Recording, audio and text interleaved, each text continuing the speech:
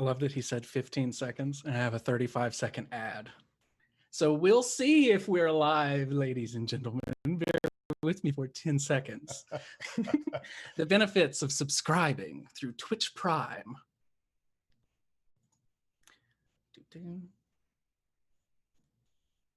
Looks like we have an overlay fiasco. Indeed.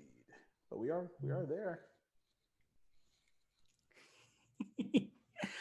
Hello, everyone.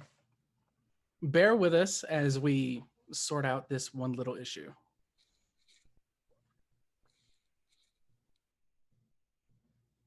So anyway, I was like, chestnuts? I don't even like chestnuts. And then they all laughed. Ha ha ha ha ha ha. This is How like is the- everyone doing? I'm Thank already you. on that note. I'm out. See you guys. Thank you. Adios. I changed my 22 mind. I'm people. out. 22 people already in the stream as we're dealing with some little hiccups here and there. Thank you This all event for is coming like the out. greatest media event since WrestleMania 2. There's stuff going on 3 different cities. It's huge. Oh my God. Basically, closed yeah. circuit TV. Oh yeah, brother.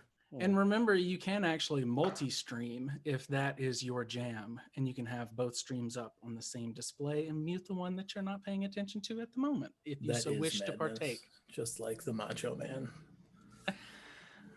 As an introduction, since we can just push forward as we're slid into our correct positions here on the screen, I am your Dungeon Master, JB. You know me as @DroptheDice, and today we are trying to raise a little bit of money for suicide awareness for Jasper's Game Day. I know that things are very hard for a lot of you out there, including myself. We've all had very down moments in the past several months. So hopefully for a couple of hours, we can sit around and goof off and make you laugh and make you cry and make you really, really nervous so that you donate $5 to keep people alive. Joining me today is my fantastic cast of players. We're going to go around quickly and introduce them and their character's name, character's race, and what class they're playing. Starting with Hannah. You're in the top left. Scramble to hit the unmute button. You can find That's it. exactly what I was doing. Okay, hi, I'm Hannah, and my character is Evangeline. He is a dragonborn barbarian, and he is a total jelly bean. So let's do this. I love it. Megan, why don't you go next? Hi, I'm Megan, and I'm playing Cassiopeia, the Satyr Ranger. And I see Hannah's jelly bean, and I raise her 1 cinnamon roll. Very good. Food-based in the first 30 seconds, everyone. Jeff, you can go next. All right. Hi, I'm Jeff. I'm going to be playing Sharn, the Air Genasi Kensei monk. Not a food-based character, by the way. Just wait till the end. We'll get there. Katie. Muted.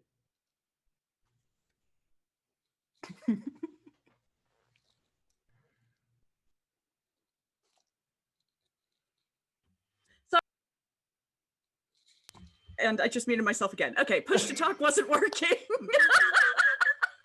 I'm Hi. cackling. I'm Katie, aka Goblin Katie. I will be trying to remember to unmute myself this evening and playing Rivan, the Changeling College of Valor Bard. And I'm not food-based, more like a bowling ball through a plate glass window. Wonderful. Jacob, why don't you go next? Sure. Hi, everybody. I'm Jacob, Duval King Jacob on the internet, and I'll be playing Kalamash, the Eric Cocker, if I can say the right word, right race. Way of the Drunken Master Monk. Eric? Hey everyone. Yeah, I'm Eric, EJ Coyboy on Twitter and in the chat. I am playing Malakir, the Lion Patton, Cleric of War. Fantastic. And last but certainly not least, I don't know why my window is freaking out. Brian, Why don't you Oh, introduce hey yourself there, and your neighbors. character? I'm Brian. I'm gonna be playing Ron the Handyman Hutchinson. He's a human fighter. He's a handyman by trade and a talker by nature, don't you know? I am not going to make it through this session, everyone. So since we have put you on the back burner long enough, my fantastic viewers, you can see in the chat right now, we have donation incentives ranging from $5 all the way up to $100 to impact the game. We know that it's going to be the last game on this channel for Jasper's Game Day for the night. So we're trying to keep it a little loose and a little easier on people whose pockets may have been lightened earlier in the stream. We would love to hit $20,000 tonight, and I think that we can do it. So without further ado, we're going to start our game. The party is currently in the city of Aldermire. Aldermire is a small, windswept town at the base of the high mountains, the spine of the world in the Forgotten Realms. This city is a small beacon on the horizon from miles and miles away as a glimmering spot that is hard to miss. The chapel here, the Lavorian Cathedral, stands as a bright beacon of white that bathes the entire region from time to time as the sun hits the white painted stone. Your journey to the city has not been that experience. Overcast and raining, it has poured for 5 days on the long road here, and there is no sign of it letting up. You are all huddled together in a packed and crowded feast hall in the Noble Knapp Inn here in Aldermire. You can smell the rain outside and a river that cuts through the middle of town that is shockingly icy water from the mountainside nearby. But inside the Noble Knapp, it smells of roasting meat, figs, warm honey being poured over tarts. It is phenomenal in here, if not packed shoulder to shoulder with dozens of people not from here, as well as dozens of locals, all sitting side by side on long benches of mahogany and oak with plates in front of the vast majority. Everyone is being served what is there for the night. We start with Ron. You are sitting at this long table, your back to the wall and a window outside, pinking with rain as it falls. And a serving woman approaches you and sits down your plate of food, already paid for, along with all of your rooms. You've taken care of that matter before now. She sets the plate down, and before you is roasted goose with a sweet corn porridge, stuffed with cabbage and garlic. There's a tall stein of mead set next to it. It's all slid over right in front of you. And this tall, kind of homely looking woman who has obviously been worked into the ground says, "Begging your pardon, we're a little backed up," as she slides the food over. Oh, sure. I would never dream of rushing you now. I see you're real busy here. I understand that service workers often have a schedule to keep. They are beholden to their customer base. I am with you 100% there. So you just go ahead and take whatever time you need. I can stay as late as I need to stay to make sure I get this delicious food inside of my belly. She says, "Well, just be sure to eat up." And to hear you, she's having to actually lean across Sharn over the table to get close enough over the din of people chattering to hear you at all. And she cracks a wide smile and says, "I get the rest of the food for your friends." And she scuttles off. But sitting next to you, shoulder to shoulder, there is a tall, grizzled, dark-looking man, clearly a farmer from this region, who is whispering, if a little loudly, to his companion. "There's dark folks, I'm telling you. Those people in those robes, driving those wagons into town. That's dark and foreboding. You've got mischief in mind. You've got mischief sure as the daylight. Mischief means something bad, right? Bad. Real bad. You mark my words. Do you take any interest in this conversation that's happening next to your shoulder, Ron? I'll lean over and say, "Oh, you know, it's rather unneighborly to not just give the benefit of the doubt. You always got to assume positive intent. That's what I always say. You got to be a good neighbor there." There's nothing neighborly in their bones, these robed and dark figures. I'm one to always welcome people, also welcome to the town. I'm always one to welcome people. But these got the hair on the back of my neck standing up. I'm afraid there's something dark going on. Sharn, when you overhear this part of the conversation, you kind of understand that that's what's been bothering you in this place. It's packed full of people. It smells amazing. People are drinking. They should be making merry. It's Liar's Night, the night where the dead can whisper and celebrate the living. But everything is so muted and dark. People seem more frightened than anything. A plate is set in front of you with matching food identical to Ron's, though a different portion of goose. The serving woman pats you on the shoulder and says, "If you need anything, let me know, but not right now. I'll be right back." And she turns and shoves through this little gathering crowd looking for places to sit back into the kitchen. So I'm going to lean around Ron to the gentleman that he was just talking to. Excuse me there, sir. Is it always this crowded on Liar's Night? Oh, can't say that it is. It's been dozens of years since we've had a proper festival. At least proper if it weren't raining straight down cats and dogs every waking moment. He kind of curses up at the ceiling. Every waking moment, his friend says.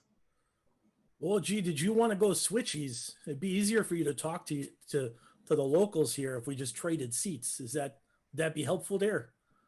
You look down the counter of this seating arrangement, Ron, and you see that there's literally nowhere else to sit. People are all packed in and whispering like this. I reckon it's an ill omen, meant to keep us out of the streets this rain. I think it's an ill omen indeed. He lights a pipe next to you.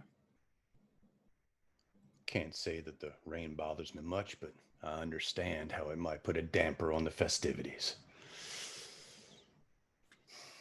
We have already passed $20,000 raised for Jasper's game day. It's And amazing. there's still a day left. Thank you all That's very so much. awesome. Thanks, I know These I'm are not amazing. I'm not Goblin Katie levels enthusiastic about most things, but it really is very, very touching that you would all contribute so much to such a great cause. You never know when someone's reaching that edge and they need some help. Never be ashamed of it, and thank you for supporting, helping people in that regard.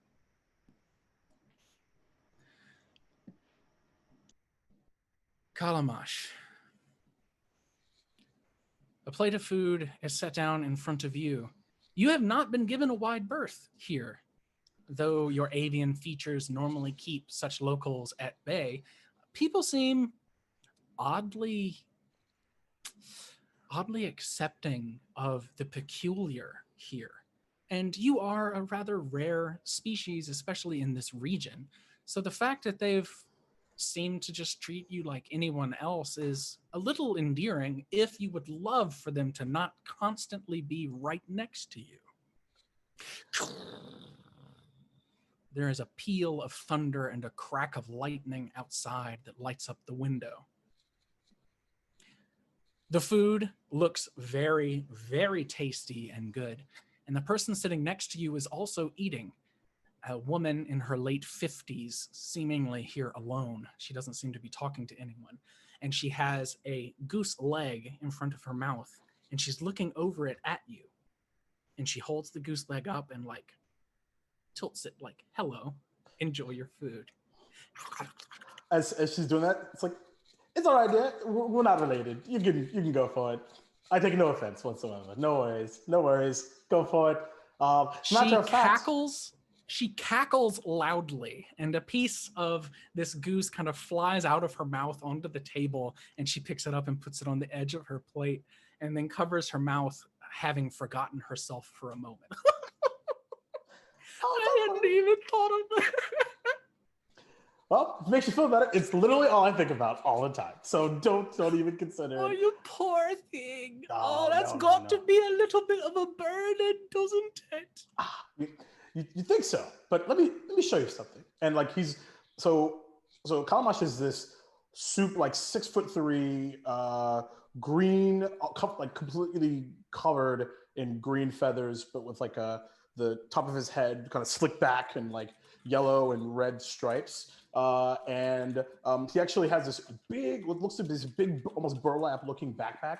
And he reaches in with his like he has like a empty like stein in front of him, and he undoes like the flap, and you actually see what for those that are looking this way anyway, what looks to be the outline of what you would assume to be some sort of bagpipes, but he takes like a nozzle out, and this is how the secret there, and he like squeezes it, and like think of it as like a really like ridiculous looking camelback, and he squirts out this like orange, like kind of viscous looking liquid into the stein and passes it over. That would be, I know they have some mead here, dear, but let me tell you something. It's watered down, it's old, this is fresh. I made this yesterday, as a matter of fact. Made it Go out for of it. what? Oh, it's orange peel, a little bit of honey. Think of it as like this like beautiful like iced tea, but alcoholic and fantastic. Little orange blossom note on the end. She kind of laps her tongue at it for just a moment like some type of cat, and then takes a sip. Well, that's pretty refreshing. That cuts straight through the fatty goose. Wait. Ooh. And then Okay. She says, her face already getting flushed. Cassie, you're sitting next to Kalamash and watching this unfold and unfurl. But what catches your attention is not the gleeful exchange with the locals. It's movement outside. A wagon, far larger than any wagon you have ever seen, comes trundling past the door, pulled by what looks to be a metal oxen. Okay. Not covered in armor or festooned to look like metal or painted. It seems to be made of interlocking plates of metal. And when it lets out this steam from its nostrils in the cold rain outside, there's a green tint to it as it trundles past. And walking by this wagon, you see a figure in black robes. There are maybe 5 surrounding the wagon and walking through the rain beating up on their cloaks and rolling off, waxed against the rainy day. But it is the largest person you have ever seen, nearly 10 feet tall. You can't make out any features. You just see gleaming red dots inside this cramped hood as it looks into the room. It walks by the open door, a little bit of a breeze rolling in, and past the windows, the whole time its head turned and looking into here until it vanishes behind a part of the wall. Okay. So Cassie, from the waist down, of course, has goat legs, and her little hooves give like an excited little pitter patter on the floor. And she adjusts one of her many flower crowns. I mean, she's wearing more like almost more flowers than that gal in Midsummer. Towards the end, and she adjusts one and goes, guys, I think the party bus is here. You know, like where there's like all the drinks and there's even more food. I think the party bus is here. What? Calm down. I don't think that there's any sort of. Is that on the schedule for the festivities in the hall? Like, I don't think I got that memo. If you wouldn't mind Schedules are educating. like fuddy-duddies. I never go by schedules. I just look outside and I see something cool and I go, oh my gosh, that's something cool. And there's something cool outside. I look outside. You see nothing. You see a rainy night out there. It's already dark. I Yes. almost fell out of my chair. Malakir, you are sitting nearby when this altercation and this conversation is happening. You've already torn into part of your food. It is rather good here, along with the mead, surprisingly good for this region and for such a small little city as this. But you are shocked, almost to standing, if you wish, when there is a crash outside behind you. Goodness. I've witnessed many a storm, but this seems uncharacteristic. Malakir will move over to a window and just have a look-see outside. It only takes you maybe 2 steps to get to the window here. And when you look out, you see that 2 tiles from the roof have slid off and smashed together on the ground outside. They just kind of scattered around. And lighting atop them, looking at you through the window, you see a blackbird, either a crow or a raven. It's hard to tell. I have nothing left to say except that these tile layers seem to be nothing more than amateurs. And Malakir will slowly stride back over to the table and enjoy his mead. And as he does so, he leans over to Cassie and says, "Did you say the Venga bus is coming? Will No. everyone be jumping?" No, not finger, like finger. Venga bus. I don't know what that means. To be perfectly honest, I don't know what that That's means. fine. It's a Venga Boys reference. You probably wouldn't get it. Oh, you're one of those guys. Yes, I'm one of those. Well, it was a party bus, and there was like this really tall guy, and he had like this hood, and there were like these shiny red eyes, and there was like this metal bull pulling it. You know, like a bull with horns, like me. And she kind of gestures to her ram-like horns, except it's a cow. You know, like except it's a boy cow. Ooh. Yeah, like what you're doing. Yeah, except it was metal. I have literally never seen a metal cow in my entire life. And I have seen a lot of things that are pretty weird. Also, who wants a flower crown? Ma'am, I think perhaps you might want to lay off the alcohol. No. As he says that, I pass the stein from the chick in front of me right to her. Yes! I take it! Riven, you and your dragonborn companion, Evangian, are actually seated at the terminus of this long table, though you're still very close to your companions. But at the end of this table, in the corner of the room furthest from the kitchen, you are privy to a sight probably unsettling to most. There is a woman here wearing what looks to be a leather apron and leather coat, and a mask that looks like that of a bird with clear glass goggles she's looking through.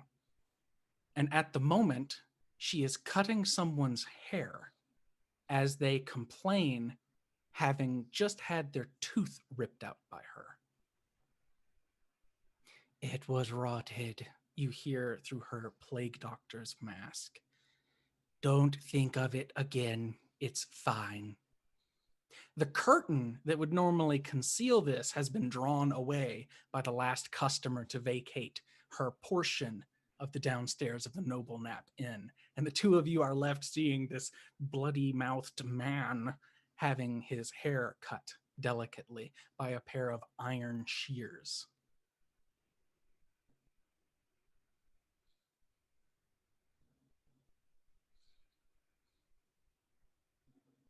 Do the two of you do anything in all of the commotion here inside of this inn?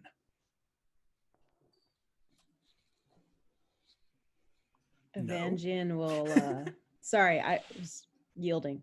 Evangeline will lean forward a little bit, kind of inconspicuous, and say something along the lines of, I've seen this before with the face.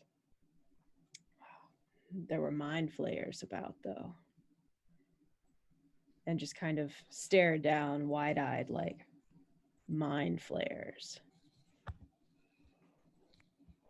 Evangeline, you have torn through your food to this point. Dragonborn don't require much sustenance for the day, but it is nice to have a warm meal. And you've made your way to the apple tart at the end. And as you kind of poke at it with this two-pronged fork that you have, it bleeds this kind of cinnamon and apple colored liquid out that reminds you a little too much of the tooth pulling you just witnessed. And then the mind flayers come in from outside the periphery of your nightmares. You consider them for a moment and try to fight back this idea of them, these cephalopodian creatures. What does Riven do when you see the Dragonborn grasp their head, elbows on the table, seemingly trying to fight away an idea? So Riven she glances over and decides to wrap up the song that she was singing and says, "Lad, I don't know where you've been, but I see you won first prize. What is wrong with you?" Mind flayers. Whoa, what, where, what, huh? Everywhere. Oh, okay. Yeah. Mind flayers everywhere. Yeah, you just focus on that drink a little more and the mind flayers will go away.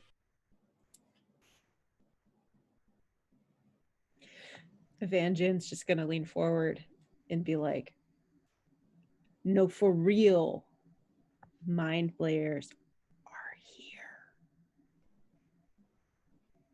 They're not mind flayers, they're mind flayers. They're here. Okay, I'm looking around and When you turn your head, you see the sloped snout of this beak-like mask made of leather right near you at the end of the table. Do you require a sedative? This plague doctor asks. You seem to be borderline hysterical, my dragon friend. actually I have a question for you. Hi, how you doing? Are you a mind flayer? I do not know what that is. Insight. I am Mose Hartley. You can roll an insight check if you wish.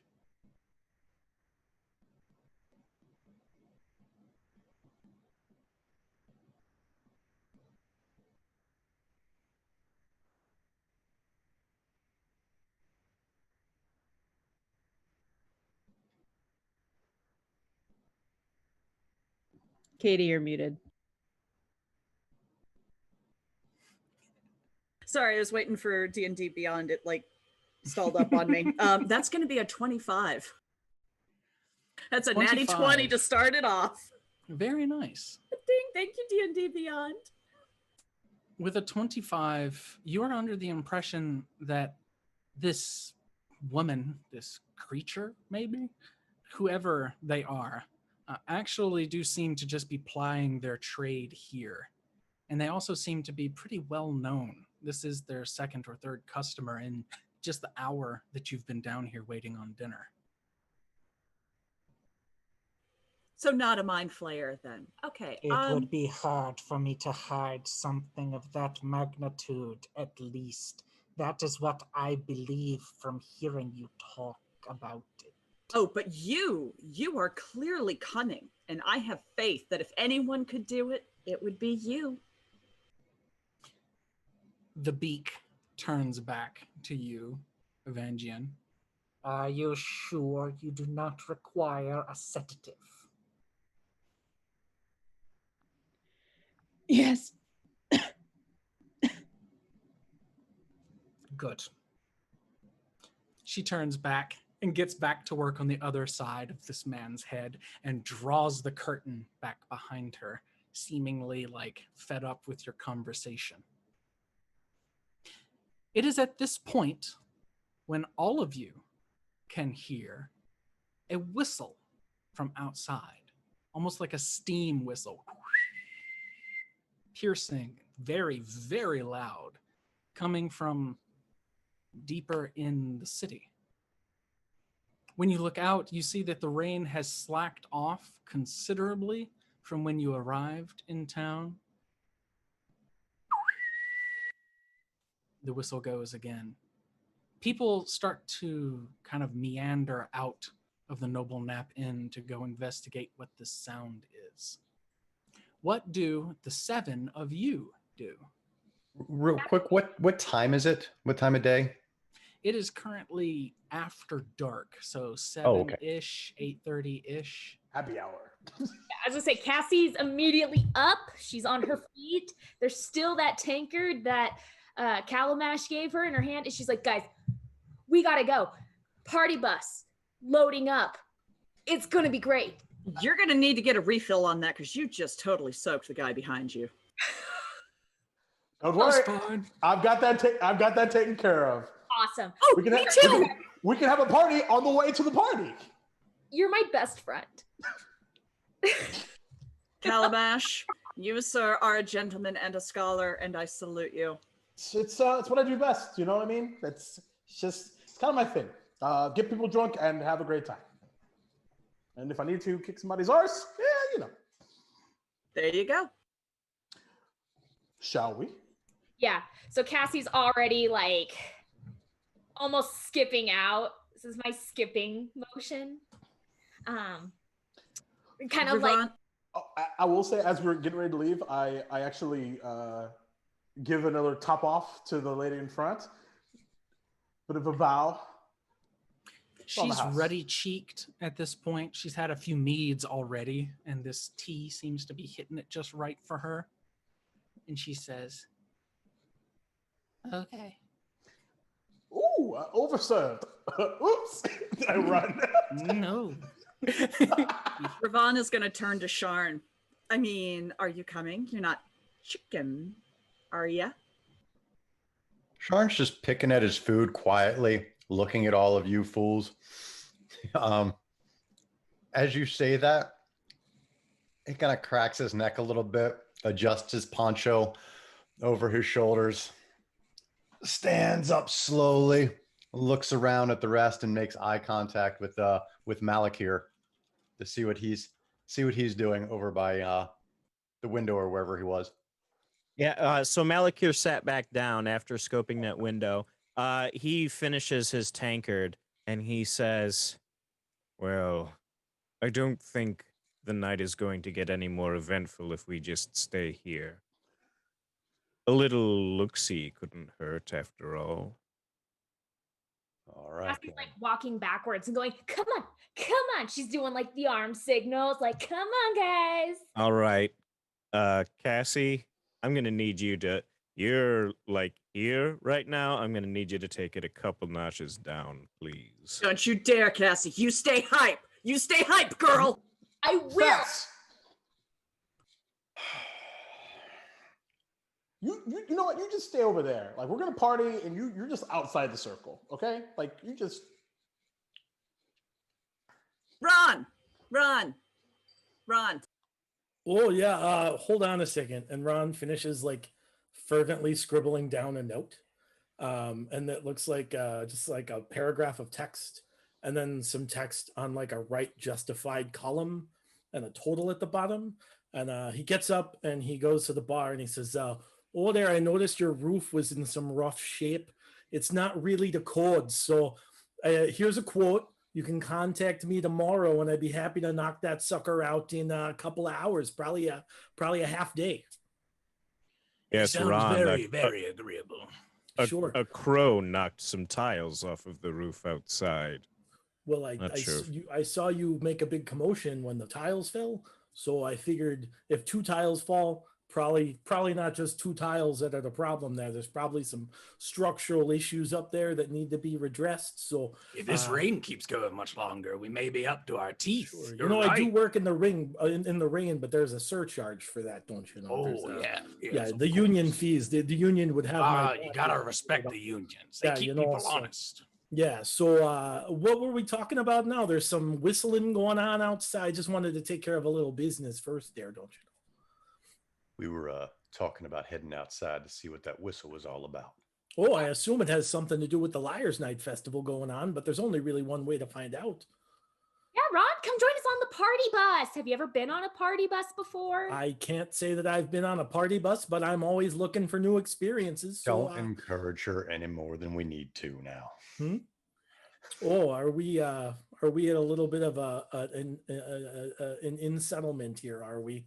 Well, she looks like a young kitty there, so maybe we just give her a chance to be enthusiastic in her youth, and we can all rejoice in the fact that she's just excitable. She's just excited about what's happening here. It's a holiday, a festival. The time for excitement is nigh, so let's just lean in this one time, and later tomorrow, maybe the next day, we can talk about circumstantially appropriate levels of enthusiasm. But for now, I feel like it's probably for the best. JB, is this just like a one door in and out of this place, or are there a couple ways into the There tavern? are several ways of egress and ingress. This is actually the largest building in this city other than the cathedral. So Malakir, being a cleric of the Red Knight, is all about strategy. So he starts like doling out assignments of like, okay, so you're the perceptive one. You should go out this door and perhaps secure a vantage point, as I will proceed out the front door, of course, bringing attention to myself. You, Ron, your skills with repair will make you very aware of the blueprints and the area that the likely architectural structure that we're dealing with. Sure, I do have some That's important expertise insight. Yes, in structural engineering, as well as appropriate materials to craft vis-a-vis the appropriate height of a building. You know, you need harder woods for taller buildings. I don't want to get into too much technical jargon, but Cassie, from your vantage point, you see the crowd of people that have left the Noble Nap Inn have already crossed the bridge of the icy river, the Noble River that runs through town, and they are on their way to basically what amounts to the city's center square outside of the cathedral. There's some light growing illumination out there in the far distance, but you can barely see it through the fogginess and the slight little rain that's still pattering down. Would I have any idea if it's artificial or natural light? It flickers as though a torch flame, maybe, or a brazier. Sorry. Okay. Well, whatever you're planning, I think we need to kind of like go towards that place because that's where everybody else is going. Let's go then. No more dilly-dallying. Come on. Wait, wasn't let's go. the party bus Yes. like right here? Like what? Like Oh yeah, is the party bus anywhere in front still? At this point, Sharon just walks out the front door. It has been several long minutes since you saw this wagon. Well, the party bus is gone, but there's a light up ahead. And if there's one thing I've learned in my couple years of traveling, it's that lights usually equal party. That's all I need. Let's As she do says this. that, I take out 2 more nozzles and hand it to both of them. As a wise man once said to me, mount up. As we sip on some of my orange tea. we skedaddle. Sharn, since you walked right out of the front door and out into the rainy night, you leave some of the light of the Noble Nap Inn behind you. And for the first time since you came to the city, you see what all the fuss is about. From the vantage point here, higher in elevation than the rest of the city beyond the river, you see the cathedral. It's more than 30 feet high and brilliant white, just bright as can be. Painted stone from the ground all the way to the first ceiling where the bell tower goes beyond, which seems to be made of black clay, black tile, something like that. But the rest of the building shines like a beacon, even in the little bit of moonlight that slips through the overcast sky above you. Well, I'm sure they're going to be along at some point. I'm just going to slowly start sauntering over that way to see what the commotion is. And plus, I mean, big cathedral, middle of town. What could go wrong? Dark tidings. You see a familiar man draw a knife and hide it in his pocket from his belt. Hey, try something. I got him myself. All right. Gutton's killing. I feel I As his got to companion. ask a little more about this. You seem to be pretty concerned about them. You saw him on the road here, these black-covered wagons, robed figures. So unnatural, unnerving. Is it just you don't like strangers? Is that what's happening here? I wouldn't say that. You're a stranger. I think I am. we've grown pretty close in the past couple of 30 seconds. The thing That is can- I don't like people who keep secrets in front of my face. I'd rather know what's in them wagons and what's under them cowls. Right. Well, you do me a favor, if you don't mind. When you're approaching these wagons and these people to ascertain exactly what they're doing, just keep a little bit of distance between you and I in case they don't appreciate your curiosity. Oh, I'll be keeping my distance proper. And I am separating myself away from the crazy old guy with a knife in his pocket. That's not. Watch your step. Watch your step when crossing the bridge. It can ice in this weather. Don't want you to tumble. As you're growing further and further away. And Malakir's like, and Sean, we'll have you. Oh. And then he realizes that, he's still finishing up his strategy and Sharn is just out the door. So he's like, I suppose now is the time for action. And then he starts walking out as well. Are any of you remaining at the Noble Nap Inn, or are you all going to find the commotion the rest of the city seems so interested in? I'm following the hooch. Yeah, the party. That actually, in this circumstance, does not answer the question, as Hooch is in both directions. The I'm hooch is following looking the orange tea hooch. The mobile Hooch. We Gotcha. become the party bus in a way. I'll take it.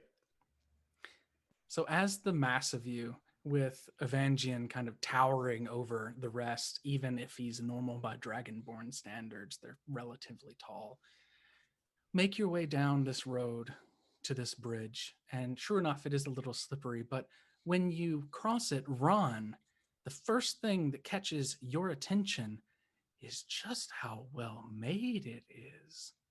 Solid stone, granite probably from the spine of the world. This Jeez, thing guys, could look, hold take up a look. 1,000 people. Look at this bridge. The craftsmanship on this bridge here is so immaculate. You'd think the greatest dwarven smiths were here hammering away on it. Ooh, it looks like it's made of a solid piece of stone. Ooh, it's so good. Ooh, I get the shivers. Run. Yes. Try Yes. this. Try this. What's this? Ooh, is this orange peel and honey mead? It looks delicious. Try it. Yeah, it's Oh, good. yeah. Okay. And I will drink some of the mead. All right. It's Very quite nice. good.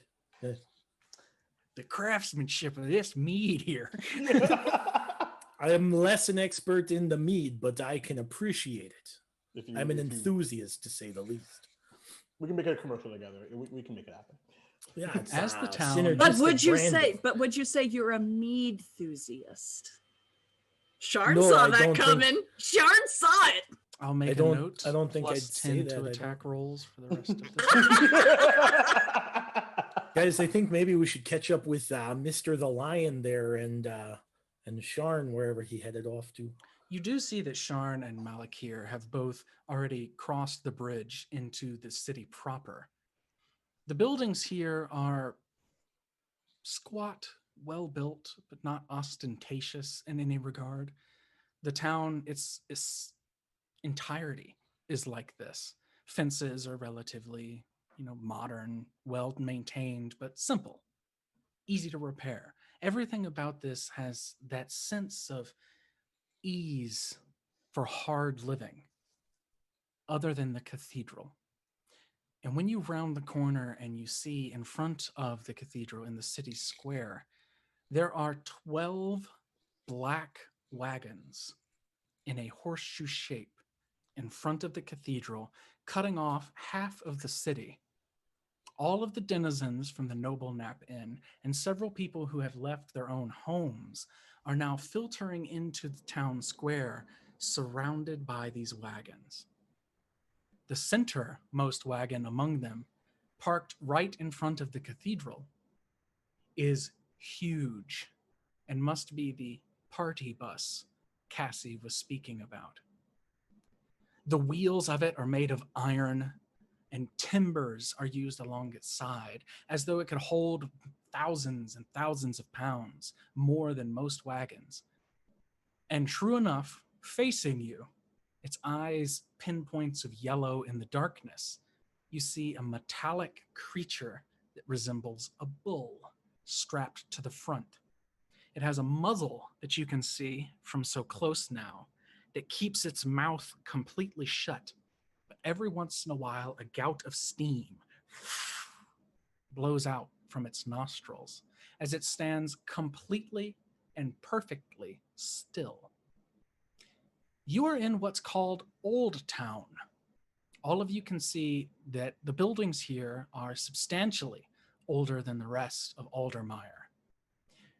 They're taller, made of stone, and perched atop them are all sorts of little filigrees and awnings, overhangs, little statues, and things of that nature, mirroring this Gothic, strange, and robust feeling of the cathedral that they surround. Atop a platform in the middle of this town square, you see a man who is holding what looks like some type of little brass whistle. And he blows it one more time, very gently, and it makes that loud, piercing whistle sound again. People are opening their windows and peering out into the town square now. And as the people have gathered, he slips it inside of his robe pocket, gives a surveying glance around and sees maybe 150 or 200 people have their attention on this place now. And he nods. And then a voice chimes out. Still dark, torches behind him, illuminated from all of the wagons in the surround. The entire square is lit up, but it bathes all of these robed figures standing in front of the wagons in these ghostly shadows that make them very difficult to see. And the voice cries out, "Good people of Aldermire." Someone in amongst your group, standing very far away from Sharn for some reason, says, "Is that the mayor? I knew that voice anywhere." "Good people, I hope that you will bear with me for just a moment longer from the secrecy. As you know, the cathedral is meant to open today, this Liar's Night." And he gestures at the cathedral. but we could not. Not until the bell was returned. And some of these robed figures, including a man far taller than any that you have probably seen in your travels, nearly 10 feet tall, slides back this black waxed canvas from the back of this massive party bus. And there is a bell inside, made of black wrought iron. There seems to have been some recent work on it, part of it fused back together from some long damage that's long since passed. People begin to run ropes through it and hoist it from the wagon. Oh, look at that! It's a bell! Now that the bell has arrived, Liar's Night can begin. And all of the wagons free their canvas coverings, and you see bright, festoon, colored, filigree, and grandiose things that boggle most people's minds. Cured meats, tents that have yet to be set up of bright and colorful things, threads and ribbons. People spring from the back of these wagons and begin to put up like ropes and things holding little colored lanterns that they start lighting. And everyone has this moment of collective confusion before it sets in that this was some kind of ploy, some kind of surprise meant for the people of Aldermire. And everyone filters out into the crowd looking at these newfound people doffing their robes and wearing bright, colorful, almost circus attire underneath. Sorry for the tricks, everyone. You have been driving me crazy with your conspiracies, says the mayor, as people are still like, oh, you, like shaking their fists. Oh, Liar's Night is happening. It is happening. Say little kids that are running out of their homes now into the town square, leaving all of you foreigners standing there confused as one of your number is screaming about bells and asking what is happening. Like, I don't know, but this is totally the coolest thing I have like ever seen in my entire life. Oh, it is, it is. I'm so ready to party. Get a bit of this in you and it goes even better. Cassie looks to Sharn and goes, and you thought I was drinking too much. You see what's happening here is they're putting the ropes. They've got pulleys up there, right? And so they put the ropes through the pulleys and they tie them off to the big bell because it's really heavy, don't you know? Why? Really heavy. So they tie a bunch of ropes and the pulleys and they pull them, and that way lots of people can lift it all together, and they don't have to have one person lifting the whole thing. I just take my hand underneath the tankard that Ron has in his hands, and I just like. It is your understanding in the few moments, and as his eyes grow kind of wide as he sips this delicious orange mead, this might be actually making him more prone to sharing the information on how to construct and maintain various establishments. I cuss in Primordial.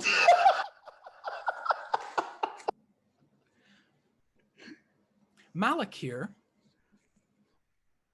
you feel the bite of a knife in your back. Okay. I Don't turn around. I stop turning around. What are you doing here, you crazy so-and-so?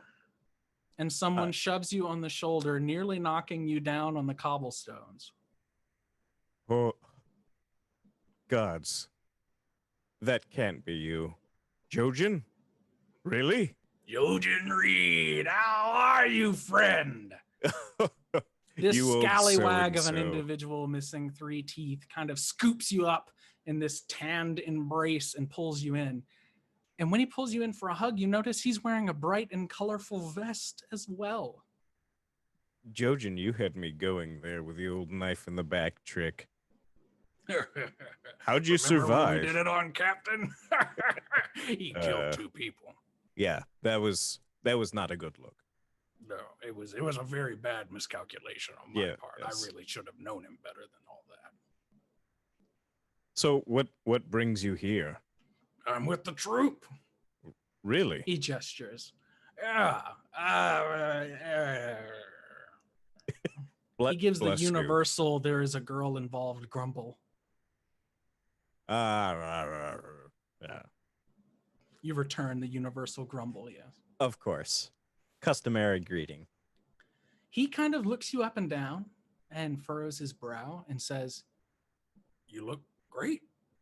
Have you been adventuring? Have you been selling your sword? I expected you to grow fat and happy after you left. What? I turned my back on being a pirate that day when things went very, very unwell for us. That's why you can see any gestures to his heavy armor. I've turned a new leaf. I now am a cleric of the Red Knight. Speaking of, do you have a moment to talk?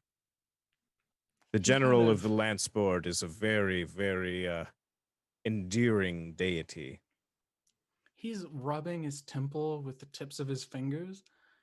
Not in 1,000 years would I figured you for the religious type. Really, the Crimson General has never led me astray. Let me tell you the times that... Crimson General. The two of you step off to the side and sit down right outside of a wrought iron fence that seems to circumvent part of the cathedral's plot where some gravestones are standing. Mhm. And you sit on a bench and you converse with Jojen for a little while about your ascension into the clergy. What are the rest of you doing in this moment? So once the kind of the reveal happens of all the people in the bright costumes and everything else, and it becomes a little less ominous and more festive, I am going to try and find through the crowd the old guy that was very suspicious and his companion, and see if they are still on high alert, or if they're like, "Oh, you got me, Mayor." When you find them, they're not so hard to find. Again, there are maybe only 200-ish people here. It's not a gargantuan city by any means. You find this rather tall individual and his friend. They're holding a lantern now in the darkness. And they seem to be conversing with some of the people putting up streamers and ropes and things, asking, Oh, well, how'd you come here? Really? You held this secret for far too long. far too long, You're about got yourself got in on that one. patting their back. They seem to be pretty jovial about it. Okay. But Sharn, something that catches your attention when you're looking over here is that there's a sound, this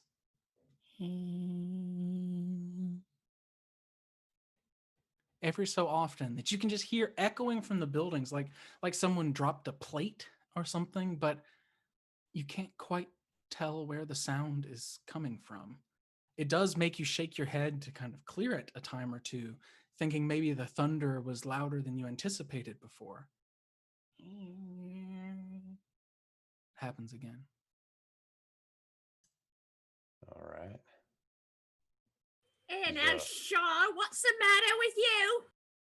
It's your voice. It irritates my ears pretty righteously. So if you wouldn't mind, like, taking it back a couple of steps and decibels, I'd greatly appreciate that. Is it bothering you? Does this bother you?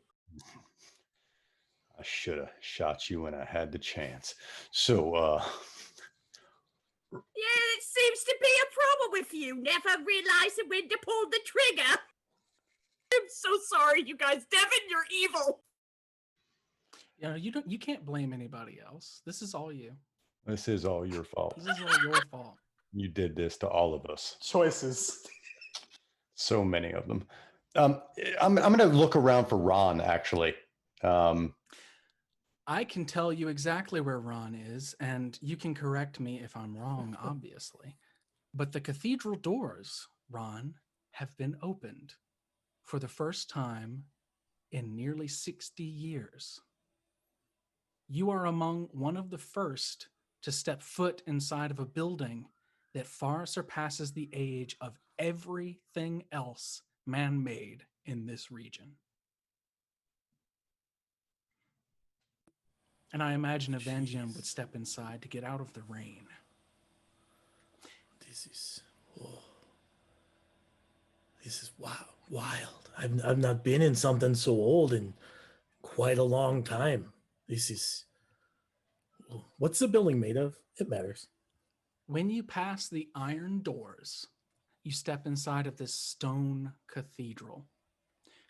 Every 5 feet along its exterior walls facing into the city's center are stained glass windows that stretch 10 feet overhead. Wrought iron and stained glass cast in from outside beautiful colors and mosaics that bathe the marble floor inside this slate gray marble, various colors. There are 5 or 6 pews in here, far too few to host a congregation inside this big building, but you imagine it's because it's just now recently been renovated. It still smells slightly of paint. Every stone seems to be carved of marble, white, beautiful marble taken from a nearby marble quarry. Inside the building now, standing near the pulpit, you see the mayor, who is basically taking these bigwigs that have made their way inside to speak with him and showing them a tour of the various tapestries, books inside display shelves, this beautiful mosaic painted on the wall. And when you're standing in the center of the room, you look straight up into the belfry above. There's a staircase that leads from a small cabinet up into the belfry, spiraling 30 feet overhead, where you see people are laboring, putting up pulleys and ropes and dragging this bell up the outside and into place above. A little bit of rain kind of trickles down as it's open all the way down to here. And every voice inside echoes in this beautiful kind of melody that all mixes together. I'm imagining it's a pretty serene experience stepping inside of here. Oh, geez. We've got dwarven masonry here, along with gnomish stained windows. Oh, man, they really went all out for this one. Oh, gosh. Oh, the stairs. Even those aren't craftsman stairs. Those are ornate stairs. Those stairs, they're nice stairs there. Oh, there's all the people up there with the ropes. Like I said, all the people. That way, more people can lift the weight. It's not just one person. Very heavy bell. It's a very heavy bell. It rings. I'm sure it has a very nice tone. Everything else here is very nice. I can't imagine the bell wouldn't be. I'm excited to hear the bell. What is depicted on the stained glass windows? The stained glass windows are depictions of various angels. And angels in the D&D sense, not the creepy cluster of eyes, but beautiful people holding these celestial weapons and gleaming light through them. The various colors kind of match the style of angelic depictions. On one stained glass window, there's a bright emerald green surrounded by purple that bleeds through and casts a light into this room, depicting a planetar. And the next is a bright white stained glass window surrounded by halos of oranges and golds and reds, a deva. And that's how they go throughout. There's even one of some kind of coiling serpent on the other side of the cathedral that's some other celestial creature with beautiful wings kind of sitting there. But you do notice Ron and Evangeline both, without a check, every single window is new. They look brand new. There's not a single little mark or blemish on anything. They're all completely renovated. That pure white stain on that one, that's one only the gnomes know how to make. Does this not seem weird to you? Oh, it seems very weird. It's very ornate. It's the nicest building I've ever been inside. But I don't know. Maybe they're going for a thing here. Who knows? Weird isn't always bad, don't you know? The mayor actually swoops in at this. He's not very tall, kind of slender, maybe in his 50s. He has olive colored skin and small, kind of thin eyes and eyebrows. And he says, "Well, we have not spared a single expense. The renovations have cost thousands of gold and years of work, overseen by myself and many others here."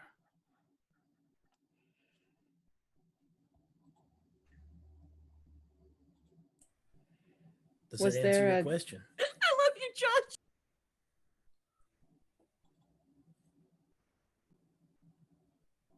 Weird isn't always bad. This is good weird. Look at the craftsmanship. I mean, even somebody who isn't a craftsman can probably recognize that this is pretty nice, right? Nice. Let's all digs. take a moment to catch up with donations. Y'all are all crazy. Absolutely insane. Crazy in the best I way. love these people. CV, that's Omega. fantastic. So good. That is going to bite all of them in the butt, and you know it. Thanks, Omega. Also, Justice. Thank you. Oh, Justice too. Everyone. Yeah. Everyone's here. Justice, Thank you all I for don't know who coming. you are, but you're my hero. I know, Back right? into scene. Back into scene. The mayor kind of takes you by the shoulder, Ron, and turns you around, and he says, "After the calamity that happened to this place before, most of it had to be replaced." And he shows you where the old marble on the floor and the new marble overlap.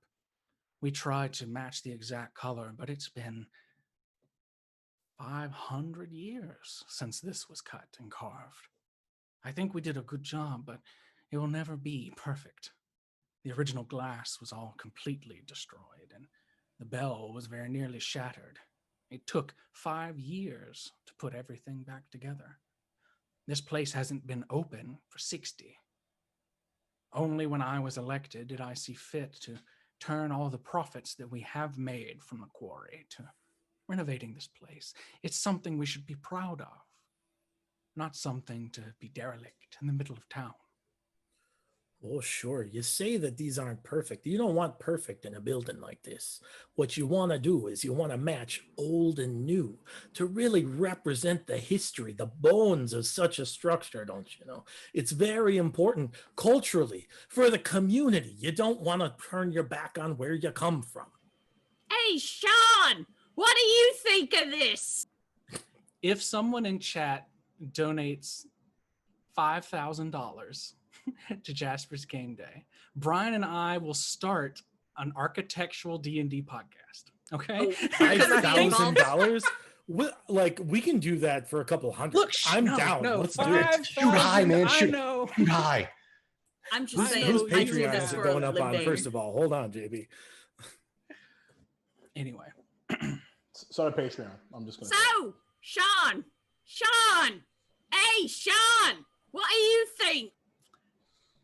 it bleeds with Sharn and Sean. So per Sharn. So Sharn has been trying to tune out Ravon's voice and trying to focus in on this kind of weird pulsing noise, and they're blending like in his head into some odd, just nagging cacophony that just pressing in the back of his skull. But eventually the voice makes it through, and he's gonna kind of snap up from looking for Ron, and so I don't know where we are and what's going on right now. This is pretty weird. I have to say, yeah, something's in my throat, and I don't know what happened to my voice, but I will get justice one day.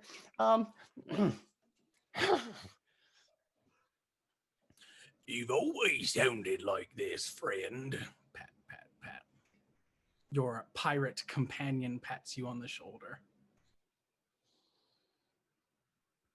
I'm sorry. Were you referring to me? I was too busy laughing over Jeff's new voice.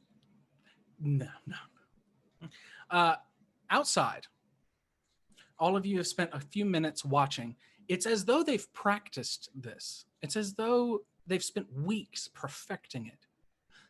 Every single cart that has been positioned here has been opened up and all of the goods pulled out into tents and under awnings. The rain has all but stopped, thankfully, in this pristine moment for Liar's Night to begin. Lanterns are glowing bright. The children still have some time to play before sleep sweeps them off of their feet. And the smell of ale, wine, beer, roasting meats, candied vegetables, and fruits all fill the town square. And I would like all of you collectively, you do not have to participate as with anything else here, but I would like you all to tell me a portion of the festivities here for Liar's Night. Everything is tinted with the ghastly, the ghoulish, like Halloween light, mixed with some kind of county fair. It's more of a celebration meant to be grabbed onto by everyone. But what do you think would be here on Liar's Night that your character would have an interest in? Well, I know Cassie came to this town in part because she heard that her friend from her meadow where she grew up was one of the bards performing. So she's definitely looking around until she finds the stage where another satyr is just rocking out, and she's just in the audience doing her head banging or whatever the equivalent is, doing the rock on. And goes, "Yes, you are fabulous, my darling. I love you." This is perfect because I was about to ask you, JB, what is the partiest part of this party? So, along with Partiest part of this party, to set the stage for the two of you to do whatever raucous craziness you're doing. There is actually a stage, but it is not just for singing and dancing. The stage has been unfurled from one of these caravans, and above it is a high wire that crisscrosses two others between the buildings here in this taller part of town, and people are currently balancing on them with long poles, 1 foot on a chair, things like that. Beneath is a small net that hangs over it, and under that is the stage where people are performing loudly for various aspects of this place. It is not an open mic night by any means, but you're all level 5 adventurers. You're celebrity heroes around here. You're Justice Armand of this place. You know what I mean? People know you. And if you want to get up there and sing, you absolutely can. But there is a laundry list of people here carrying around instruments, plicking away in the darkness of this wide open space to small groups of people going to different tents, playing and trying to draw a crowd and get people in the mood for Liar's Night. I'm going to try to create in front of the stage a bit of a gathering, utilizing my lovely, very popular backpack filled with magical juice. And essentially, like, I'm basically pretending to be at an anime convention and gathering as many people as possible. And then eventually this will culminate into, I don't want to call it a mosh pit, if you will, but it kind of looks that way from just the actual like cluster of people. And then eventually I will grab a small kind of rolled up carpet, put it down, and for the sake of simplicity and brevity, begin to breakdance. For those of you just joining, this bright and colorful, tall and limber Aarakocra monk is breakdancing. Wonderful. And Cassie is off to the side, essentially beatboxing into her pan flute, setting a good beat for you there. Perfect. Yep. and I'm just going absolutely insane. Flares, and I'll take a break and take a sip, and then I'll go right back into it, going absolutely insane.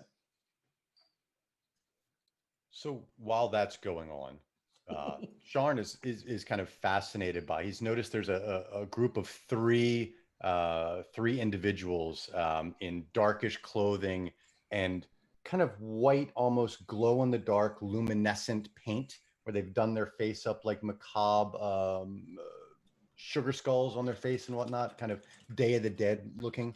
And they're juggling back and forth between each other with what look to be very long thigh bones from some large animal. And he's just kind of fascinated by the back and forth juggling that's going on, kind of ignoring the rest of the stuff going on around him, just mesmerized in on that at the moment. It's actually one of the big performances for Liar's Night is this. It's almost as though the celebration for the thinning of the barrier between the material world and the afterlife has always been some kind of theatrics that may put people in danger. Bones being hurled, people walking across tight ropes, people juggling daggers. The flame as a fire breather nearby starts letting out gouts into the night sky, drawing more attention from nearby. I love it. As the individual tosses the bone into the air, Evangeon's very aware of that.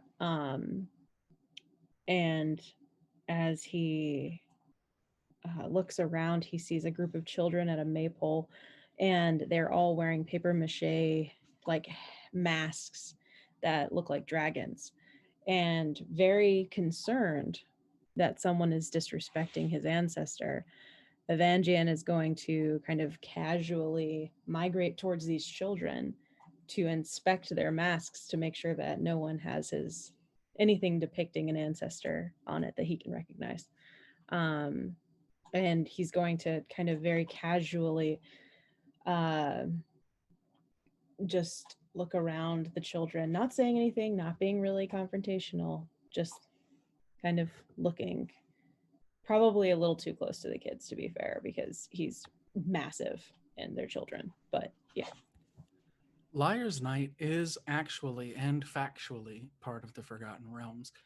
It does involve many masks. Covering the mask not only makes the transgressions you might do during Liar's Night festivities unknown to the dead, but it also keeps them from staying when the sun rises. They won't be able to see their loved ones so keenly as to stay, latched onto them and abandoned here by Liar's Night. And when you see these children with paper mache masks, you also see that there are stalls set up, little wooden walls, this palisade walls almost, stood up covered in various kinds of masks. Everything from paper and clay all the way up to ornate metal and ceramic. Beautiful masks of all types and sizes. It's also very important to keep in mind that this city is full of all sorts of people. There are dusky-skinned elves. There are tall lizard-looking folk, maybe dragonborn or lizard folk themselves. There are a mixture of people here in this far-flung little place at the roots of the spine of the world. It is not uncommon to find dragonborn here as well. They don't seem frightened of you, Evangeon, when you kind of approach and begin inspecting their masks. In fact, several of the children ask you if they look good to you. Does this look right? Is this too big? Should I get a smaller one? Everybody knows you get the biggest one you can find. That was just for you. Oh, because hey now, the big ones are the ones that have the most structural integrity issues. Don't you know?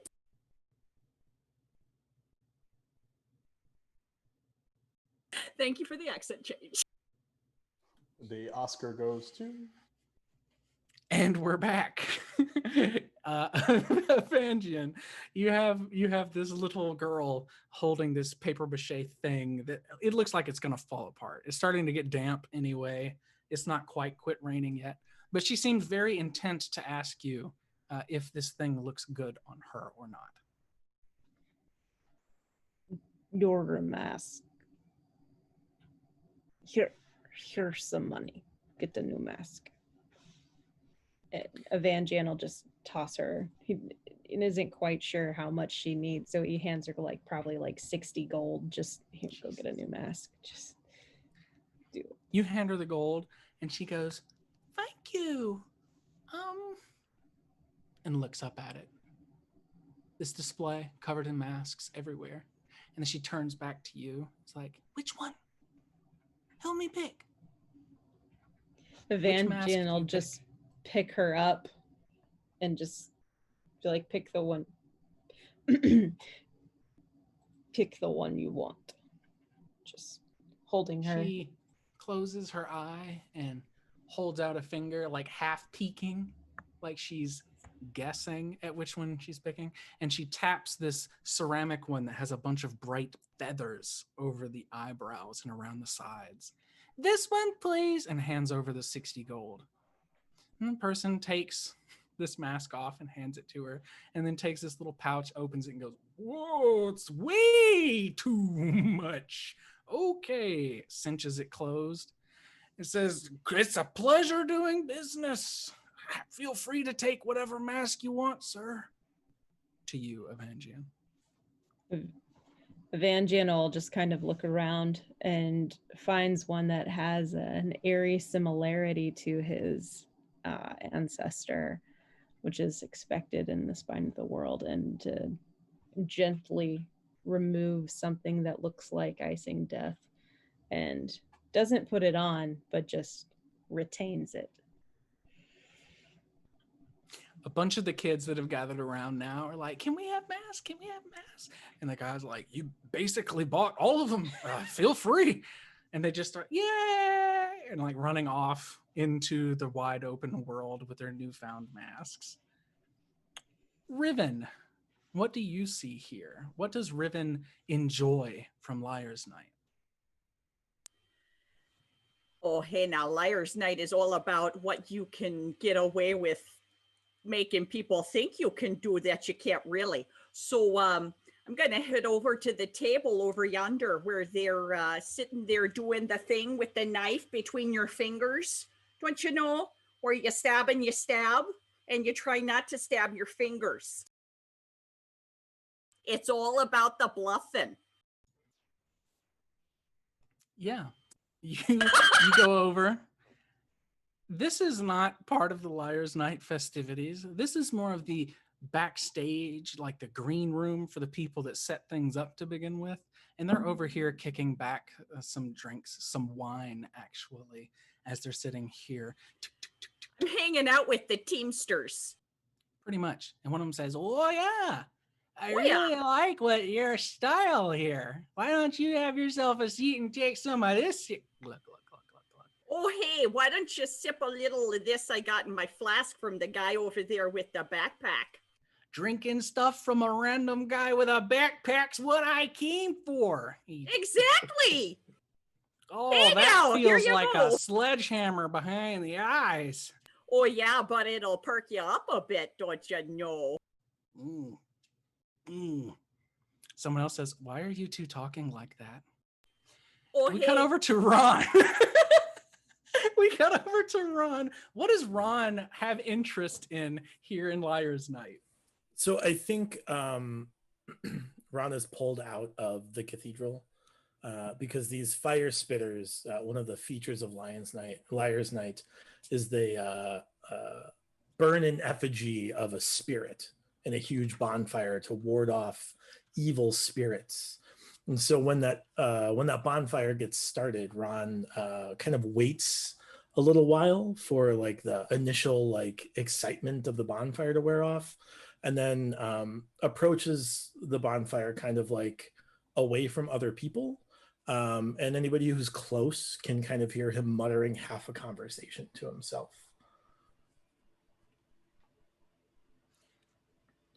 Again, Liar's Night is all about honoring the dead and honoring life.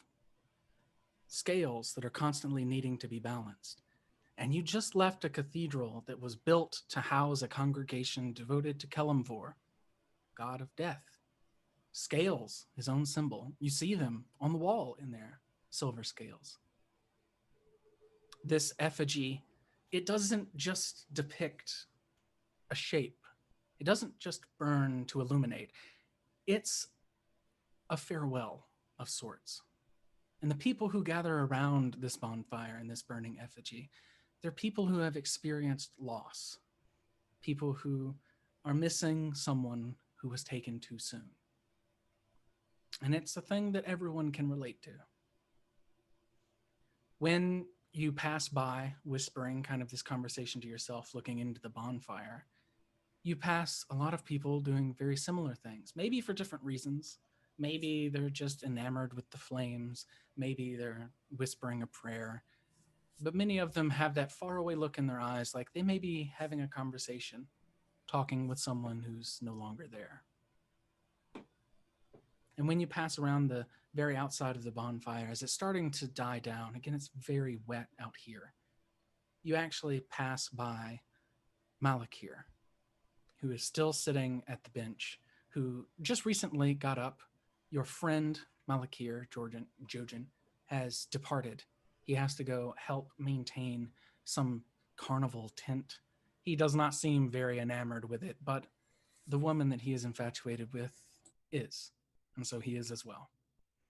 He gives you a fond farewell and another hug, very unlike him in the old days. Seeing that you've made so much of yourself has kind of brightened his mood almost. And when he departs, he says, "We need to talk again before you leave." I give him just a mighty clap on the back, and I start to say, "It's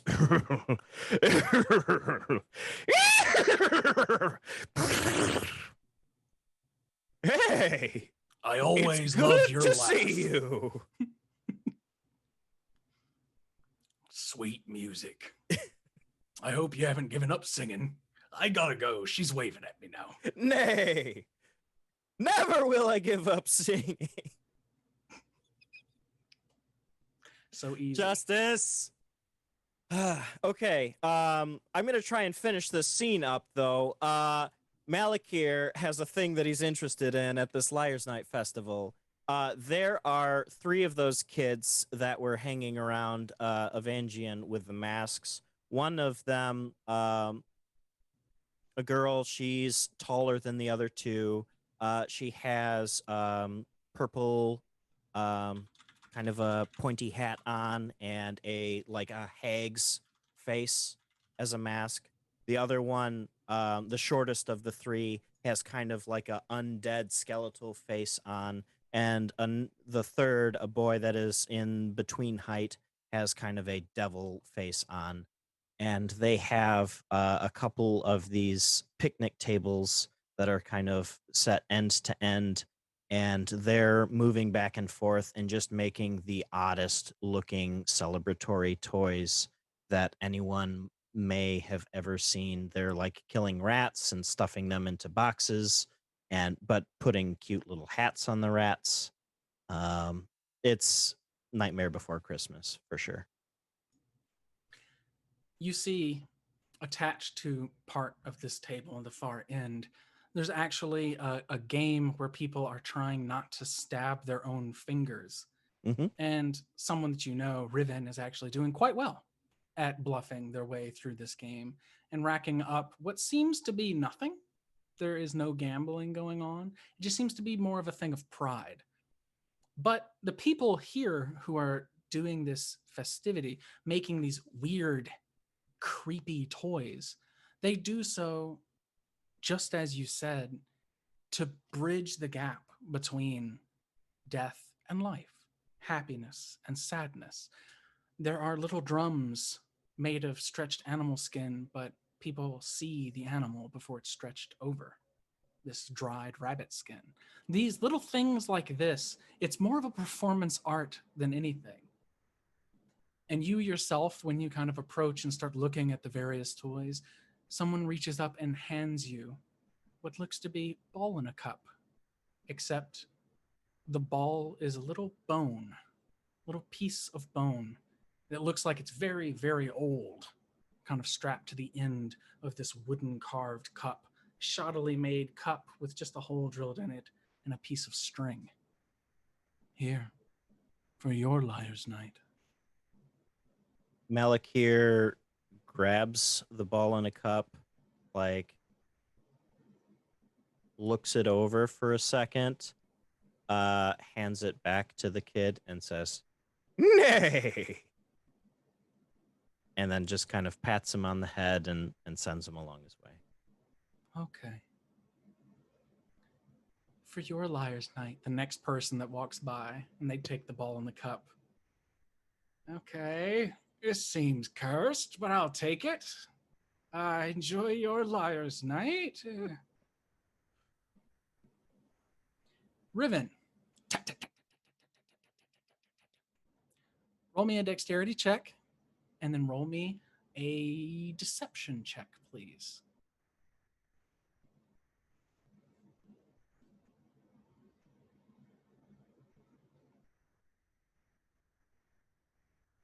Okay, the dex check I'm rolling now.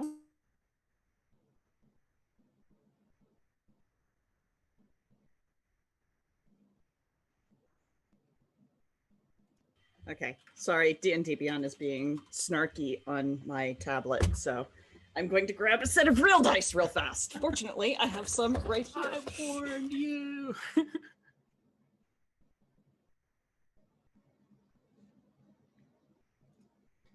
That's going to be a 19 for the dex.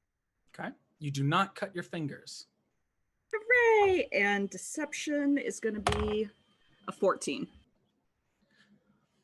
There's a group of about 6 people who have gathered now, 2 looking over, 1 over each shoulder. The other 4 are kind of up on the table watching. They all have little nicks and cuts. They seem to have been doing this while on the road for some time. And they're just watching as you blaze through it. And all of them are like, why do we bother? We're never going to be this good at this game. Oh, for crying in the cornfield, you're never going to be that good if you go into it with that attitude, don't you know? And then the guy on the other side of you says, let me just, and puts his hand down on top of yours. And you're, oh, Lord, he says. Someone goes, ooh, ooh, and then puts their hand on top of his. There are 3 stacked hands now. Can you make me another dexterity check at disadvantage, please? I have to. You chose this. No one else chose knives. At disadvantage, the lowest is an 18. You manage with these large upswings to keep the momentum that you've got. Afterwards, you're all sitting around. All of you have that little bit of adrenaline up in your throat where you can feel your heartbeat in the edges of your vision kind of thing, just knowing any moment you could slip up. You're also all a little sloshed. You could be cut and you may not even know it, but it's fun. It's all fun bringing in Liar's Night like this. Your boys feel that energy and how alive you feel, right? Happy Liar's Night, okay? Yeah, Eric, you got to stop encouraging justice. He'll go bankrupt and all of us will be talking like horses. Oh God, he didn't do another one, did he? At this point, it's been several hours since everything is unfurled, and it's become almost Liar's Night after dark. The children have all kind of grown tired and rubbing fists into their eyes beneath their masks granted by Evangelion. They've been taken off to bed along with their families, calling it a night. Many of the farmers who came for the festivity also have to leave, but it still leaves more than 100 people out here celebrating. Many of them have filtered in and out of the cathedral at some point, looking in awe at the renovations here. And it is at 11 o'clock, 59 minutes, when the moon is high overhead, almost in the center of the sky, that the mayor steps out, clasps his hands, and says, "The bell has been put in place.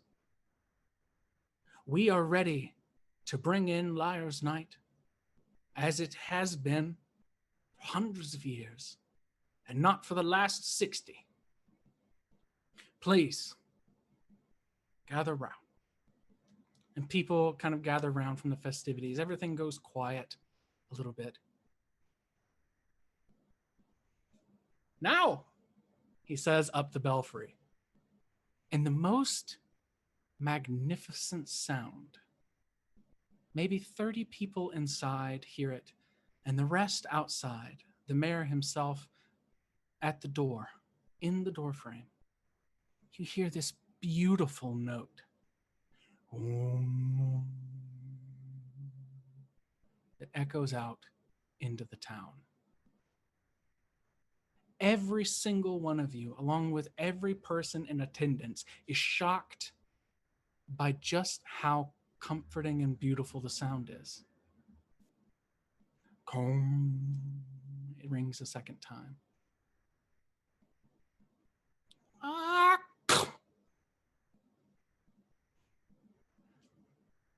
There's a scream.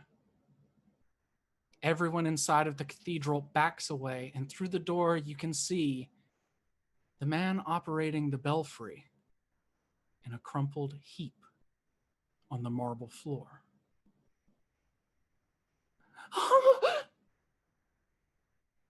Outside, atop this cathedral, 15 gargoyles flex their wings for the first time in hundreds of years. Flakes of stone that have built up from the wind off of the spine of the world falls in a dusty cloud among the crowd.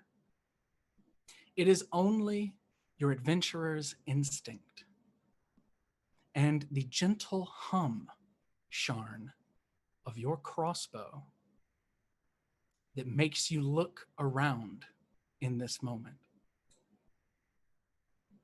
And when you do, you see dozens of these creatures moving atop the nearby buildings. There is another scream from outside as the doors slam shut. Brian, can you roll me a d20 and tell me what you roll, please?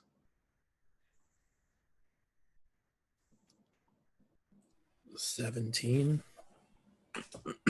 The door slams shut, knocking the mayor out into the town square. His cloak, his jacket, his shirt beneath, torn and ripped by the slamming doors that battered him out onto the cobblestone streets. Can everyone please roll me initiative? Dice sounds in here. Yeah. But not great. Did anyone get above a 20? Hey, JB, Yes. real quick. Yes. Quick note in the chat. Oh, yes, we can. Just roll your initiative and let me know and do whatever you need to do. We can take a 5-minute break right after this and go do anything that we need to do. I just need to get kind of in order. So, 21 here. Jeff. Okay, 23. 21. 22. 9. Hold on. What are you doing, Katie? Jeez. That wasn't me. That's right. Blame Katie for I know. everything. I Blame know. Katie. It wasn't Hashtag loud blame enough. I mean, Katie. to be clear. That's to be fair, that's pretty unbrand. Though. 15 and under. Or actually, 20 to 15. I'm sorry. I got a 19. Also a 19. 19 and 19. Katie can go first. Ah, shucks. Sorry, Rovan can go first. Thanks. How dare you? It's that Midwestern love. That's what's going on right there. Oh, And bless lower your than that. heart, don't you know? 14. 9.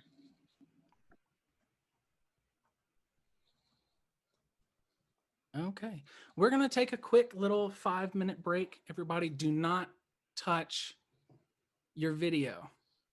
Don't touch If that you dot. do, it'll move your position and everyone will be so sad.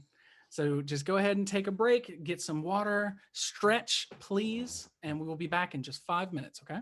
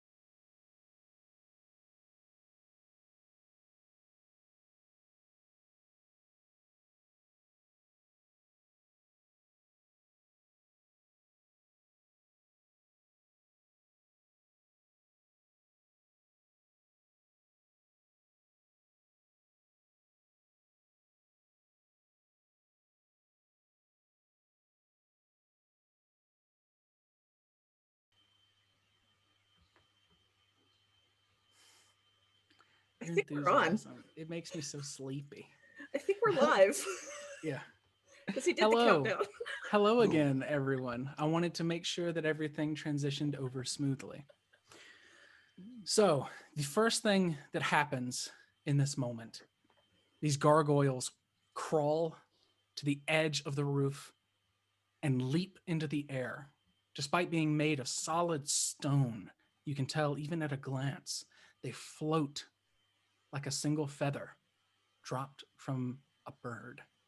They are light despite their enormous size.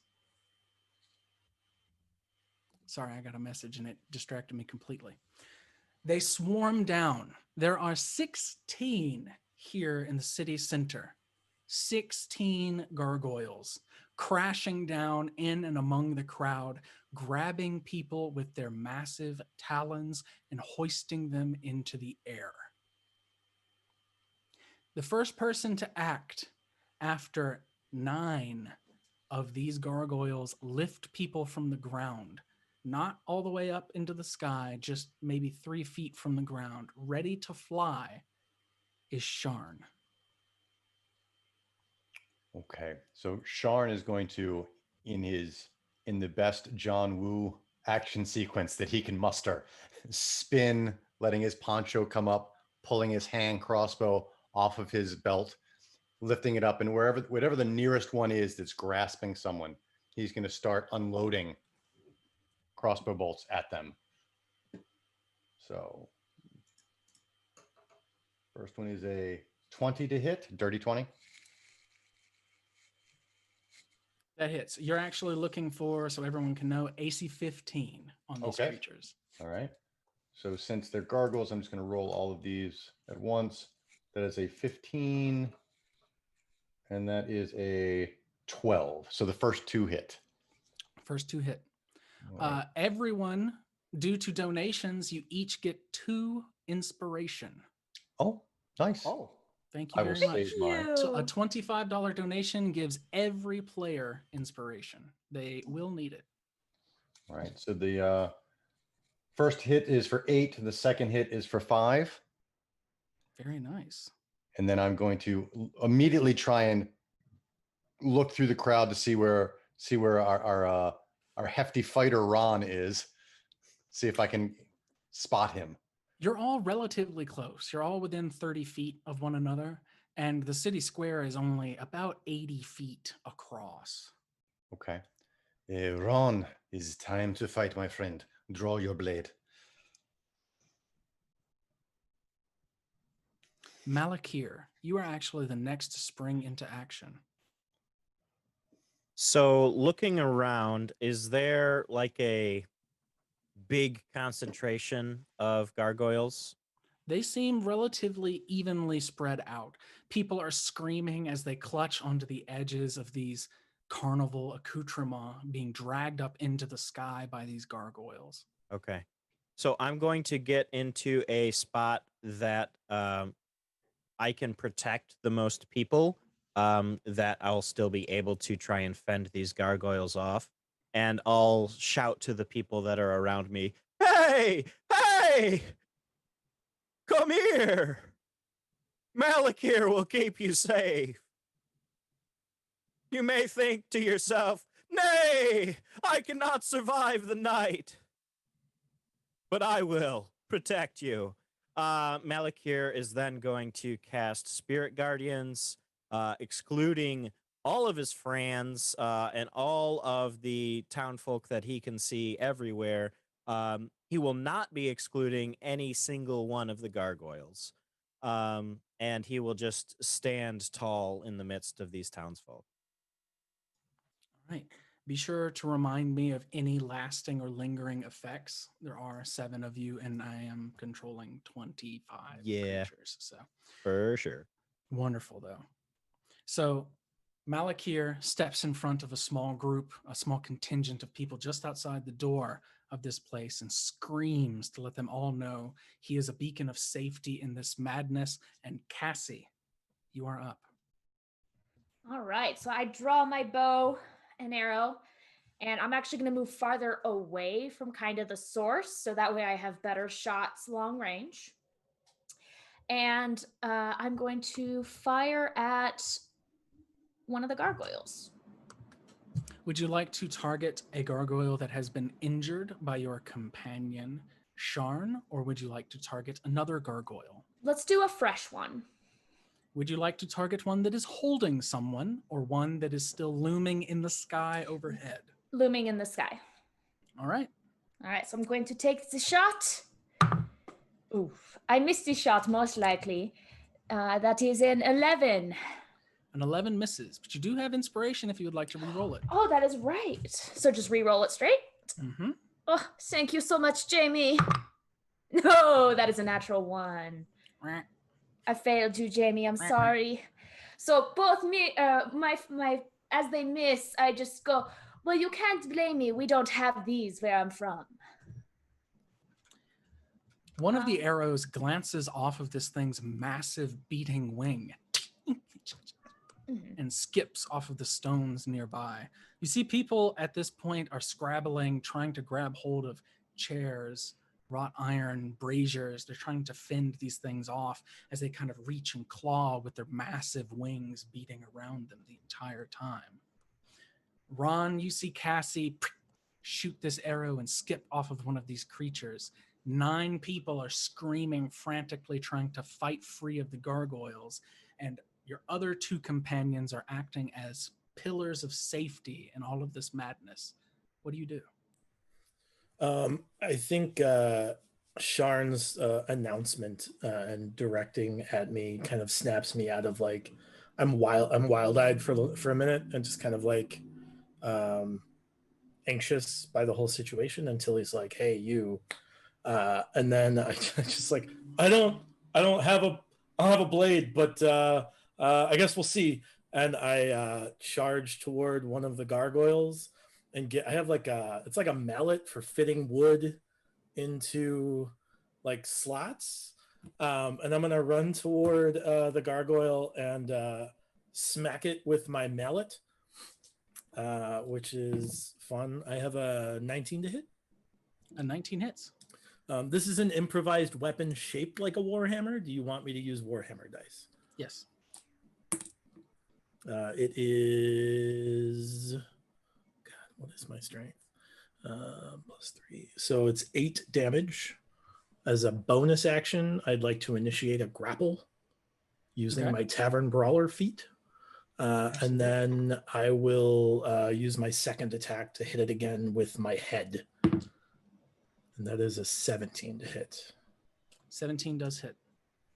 You will need to roll the athletics check for the grapple too. Okay. The headbutt is 8 damage on a d4.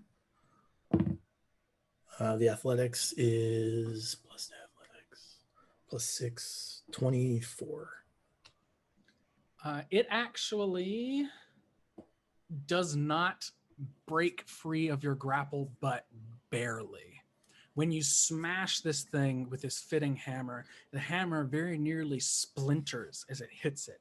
And it seems like the weapon is just not up to the task of cutting through this thing's stone-like hide. The same when you smash your head into it. It's like hitting a wall, but it does still reel as though injured. I have Insignia of Claws, which make unarmed strikes magical, if that matters. Okay, your headbutt definitely does ring its bell considerably. It does still feel like stone to you. Yeah, but you it's see still this awful, crack across it as this outside layer of rock falls away like rubble. It does drop the person in its claws. Having dealt enough damage to it, it doesn't seem to be able to hold on to the fleeing person, who scrabbles out kind of flat onto the ground and gets up to their hands and knees and runs frantically away. Riven, it is your turn. All right, so I am going to, Riven kind of runs up, pulls out a little drum, pounds on it, tapping out a little rhythm on it, and then points the drumstick in the center of one of the areas full of them. And she's going to cast Fairy Fire centered above the ground so that it strikes the 20-foot cube at the level that they are at, so she doesn't get the people on the ground. Okay. So you do have a decision to make. Are you trying to encapsulate the most gargoyles? Or are you trying to protect the most people with this fairy fire, like this bright glowing light? That's completely up to you. What would your character do? Honestly, she would probably try to get the most gargoyles. Okay. Can you roll me a d6, please? Yes, I can.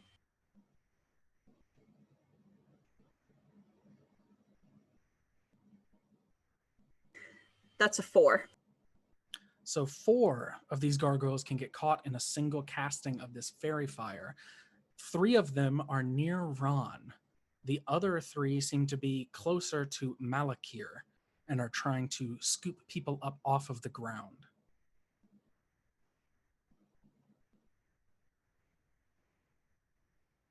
Is that it for your turn? And as my bonus action, I'm going to turn to Sharn and say, oh, hey, now, don't screw this up like you did the last one, all right then? And I am giving him Bardic Inspiration. And one of the things about my Bardic Inspiration, since I'm College of Valor, if you get attacked as a reaction, you can roll and add it to your AC. And it's 1d6? 8. 1d8. Okay.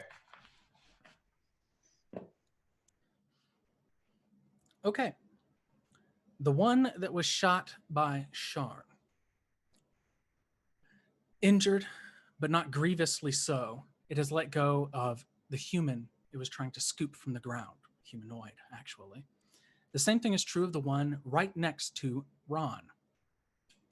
The other 7 that have people in their clutches, 4 of them ghostly illuminated by fairy fire, fly 30 feet up into the air to the belfry and drop the people inside, one by one by one.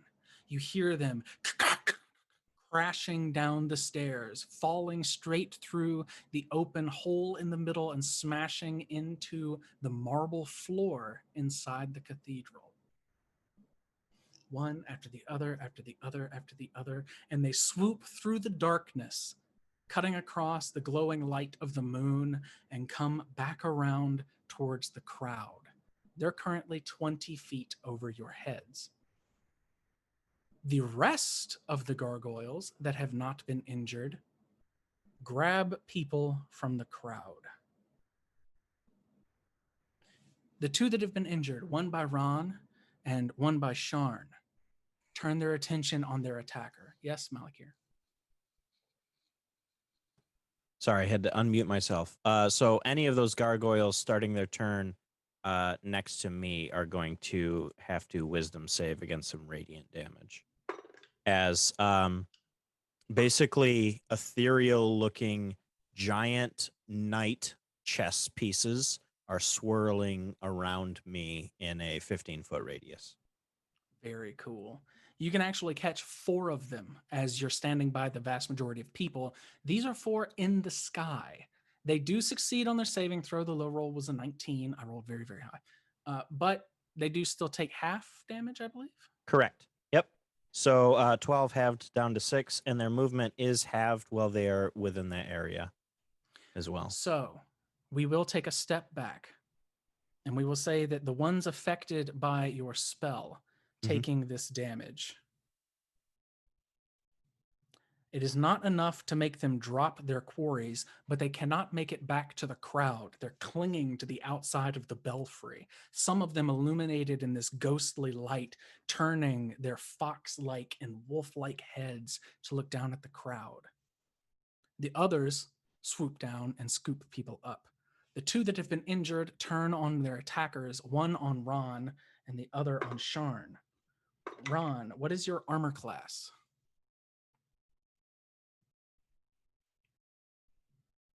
Sorry, muted. I think it's 17. I forgot to equip the armor I have, but let's just say 17 for now. 17. You are actually hit once by this creature's gaping maw, and then are brutally wounded by its slashing claws, you take 25 points of slashing damage. Oh, snap. Do we have Sure. a healer? I don't think you do. I $5 don't think we do either. donation will give you 5 hit points. Yo, please. Suddenly we're in MMO. Sharn, that is a 22 and a 16 to hit. Yeah, they both hit. You take 12 points piercing and slashing damage. This is not too bad. This thing falls upon you with its wings batting around, and just as its wings fall back into the sky to beat again, you see Ron beset by one, the one that is grappled by him currently, as it just rakes and claws at him.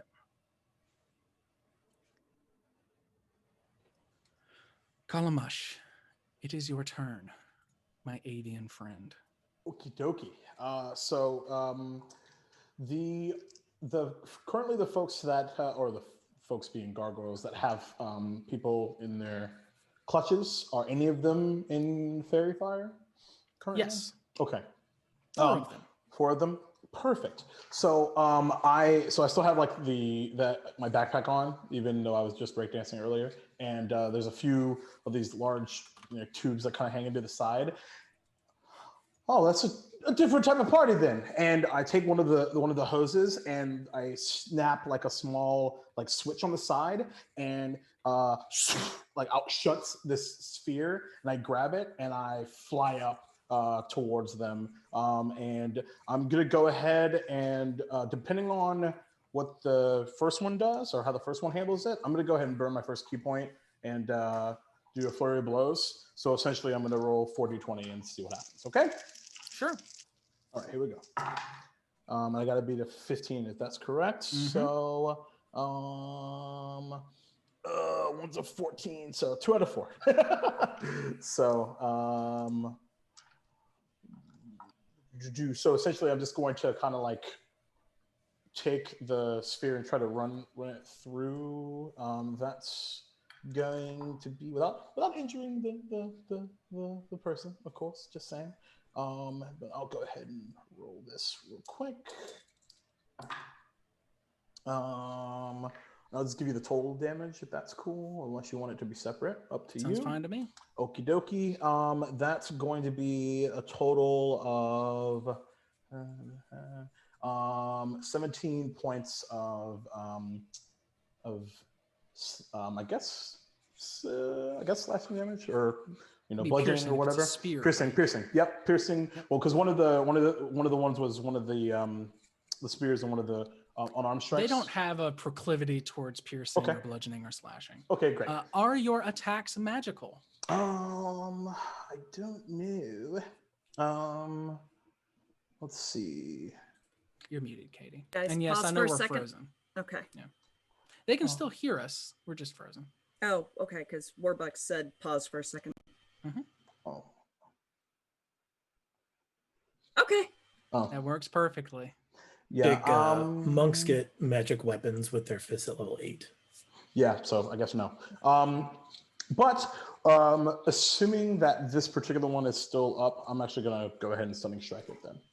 Yes, it is currently still Cool. up. So yeah, I'll burn You said another 14 damage, right? 17. 17. Sorry about that. And I'll actually take it'll be the imbicing scissors kick, and I'll just try to crush its bony looking head in between my knees. You smash your feet together again. This flurry of bright color against this dark kind of slate gray looking creature. It rolls low on its Constitution, I believe, saving throw. It is indeed, for stunning sir. strike. Mm-hmm. Yeah, DC Can 13. you please roll me a d4 and subtract 1? Okay, sure. Happy to do so. Where's my d4? Hello, buddy. All right, here we go. 0. Perfect. When this 500-pound stone creature plummets into the crowd below. It crushes 0 of them. Oh, great. That's awesome. The person in its clutches falls with it, however. Oh, that's not good. 30 feet, actually 20 feet that they would be overhead at this point since they were slowed. Oops. The person does not die, but when they land, there is a sickening crack. Oops. Ah! They keel over to their side. Sorry. The rest is left for your imagination. Of course. I just remembered that I didn't roll advantage on those because of fairy fire. So, if you wouldn't mind. Sure. Okay. Well, that would have been an additional hit on the unarmed strike, which add another 9 points of damage to that. Down to 4 since it's not magical or adamantine. Mm-hmm. Cool. Can you also roll me 2d6, please? Because it did fall 20 feet. Yay!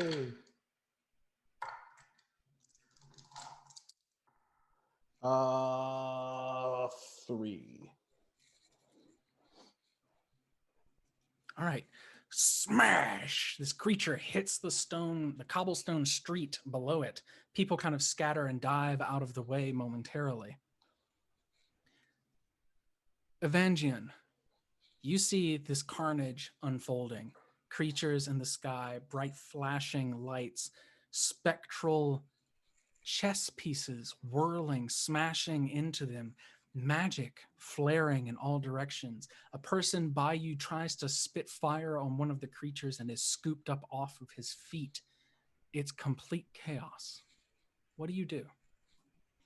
Evangeline's first instinct is to push the children back into one of the stalls so that Luckily, the children have all went home hours ago. Oh, that's right. You said You that. are Never safe mind. there. Yes. Cool. They are in no danger to your knowledge. Fantastic. So, perfect. That being said, Evangeline is going to double check on Ron, making sure that our boy Ron is okay. And if anything is hanging around Ron in any Ron of this, currently has one in a bear hug. yeah, we're crushing the gonna life just from go crush that, Okay. bro. So Evangeline's just gonna mosey on over there and pull out that warhammer, and in that moment, raging, of course, because we're barbarian. We're gonna rage. We're gonna pull out that warhammer. We're gonna go to town. So that is gonna be a yo dog. What's like work?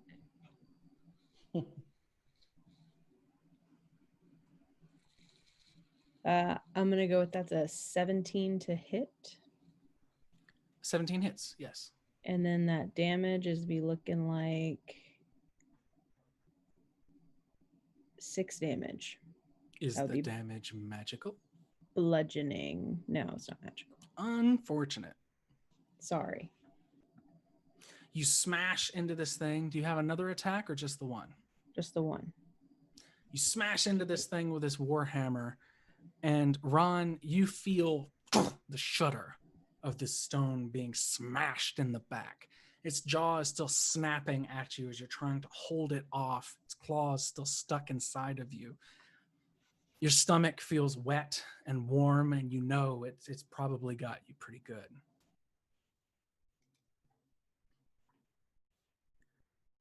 Malakir, you see just a split second before pain kind of washes over you, that enormous figure that you had not seen up until now. The robe has been abandoned, and beneath it are interlocking stone, metal, and wooden plates pulled by cables and vines. Mm-mm. a warforged that is nearly 10 feet tall. Its No, thank you. massive arms seem sectional, as though they can move and bend in unnatural ways. It almost crawls across the ground at you, fast as a spider. And it attacks you. It has to make a wisdom saving throw as it gets close to me, I guess. It uses a Spirit legendary guardians. action to succeed on its Okay. wisdom saving throw. So it And I takes kid 6. you not, Omega. it rolled a natural 20 Of course. on this attack. Sure. That'll hit. It takes the full 6 points of damage. And Yeah. you see its eyes fluttering between different shades of yellow and red.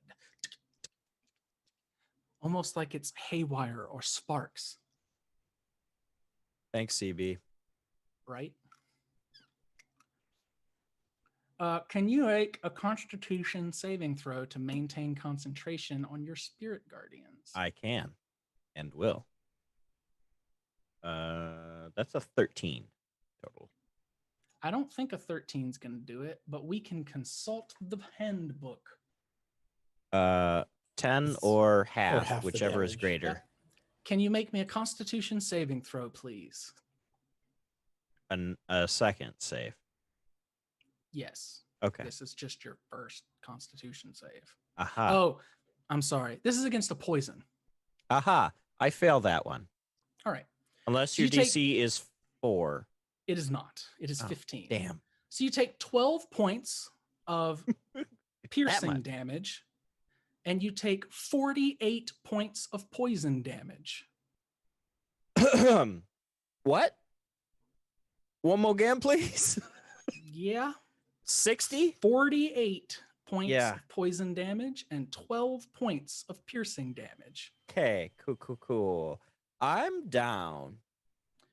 Like So- an enormous spider, it stabs into you, and 2 smaller arms at its sides snatch you up off of the ground and into its clutches. Oh no. Neat. I don't like this. Remember when we were partying? I'm still having a great time. I don't know about you guys. Omega, what have I done to offend you? Have I not done horse accents soon enough? Omega did not Blame choose Justin. the target. right. Eric, your voice needs to change now. What do you say before unconsciousness sweeps you up? Hold on. Let me randomly consult my new voice here. I have a table. Oh no! Malakir's going down! And you Such see a Kool-Aid man. I love No, Sometimes the Macho cream does Man not Randy rise Savage. to the top. Sometimes the cream stays at the bottom. I love you so much. Are you gonna snap into a Slim Jim at some point? Is that what happened to you? Yeah. I was the Slim Jim I was that gonna was say- snapped in too. You see this tall 10-foot figure with 4 arms, 2 small ones kind of holding Malakir by the back, unconscious and flopped over. Its other arms end in these terminal spikes that come from its palms, dripping with some kind of poison. Its head tilts and then tilts all the way back around the other way, and a smile crosses its robotic mouth. Cool. Boom. The bell rings again. You can see no one is up there to ring it, but it rings all the same. Ron, you feel this gargoyle in your grasp grow heavy, even heavier than before, and its skin twitches and moves despite being made of stone. Sharn, it is your turn. Great. So there's just so I'm clear on the situation, I have one that's attacking me. Mhm. Ron and Evangeline are engaged with another nearby, correct? That is accurate. All right. The rest seem intent on scooping people up and depositing them into this unknown, darkened place all of a sudden. All right. Several of them are still clinging to the belfry, but you still have 8 down in amongst the crowd, scooping people up, attempting to flee. So since I got crossbow expert, it's not going to give me disadvantage to take range shots. I'm going to try and scan real quick, spot another gargoyle that's lifting people up, and take my shots on them. You also have advantage on one because of fairy fire. It is still down and around you. Perfect. So let me go ahead. So we'll do the 3 shots there. You said I need a 15 to hit, correct? Yes. So 17, a 18, and a 12. I think I'm going to use my inspiration and re-roll that because wonderful. It's pretty dire at the moment. And that does it with another 17. So all totaled, we have 9 plus 16, 24 points of magical piercing damage. Very, very nice hit. And then I will spend a key point and flurry of blows on the one that's engaged with me and just hit it with a couple spinning kicks real quick. Wonderful. And I will make one of those if I hit a stunning strike. Let's see how that works. So a 16 to hit on the first one. Hits. And a 22 to hit on the second one. Hits. So burn another key point for stunning strike. It's a DC 12 con save. 13. Barely made it. 10 plus 3. All right. But it takes a total of 10 points of non-magical bludgeoning damage. You smash your fist and your knee into this creature, and it is like hitting a stone pillar. But there's something in the way that they move. You know that they can feel pain as they kind of glance away from whatever has injured them.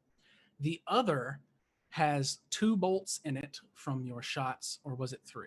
It was 3. 3 bolts in it from your shots, and it is in the air and drops this person probably 4 feet harmlessly to the ground below. It looks at these bolts and turns and looks at you and lets out a scream. And 5 of the ones stuck to the belfry look at you. Is that right? Let's get this moving. Malakir, you see darkness, void, unconsciousness. There's a moment of pain and then nothing. And from nowhere, a gentle lightness falls upon you and all of your other companions, and all of you regain 5 hit points. You feel the embrace of Kelemvor himself, urging you to continue fighting. It is also your turn, Malakir. So Malakir's gonna pick himself back up from prone. You're not prone. You are in the loving embrace of a 10-foot warforged assassin. Oh, cool. Everything's coming up, Millhouse.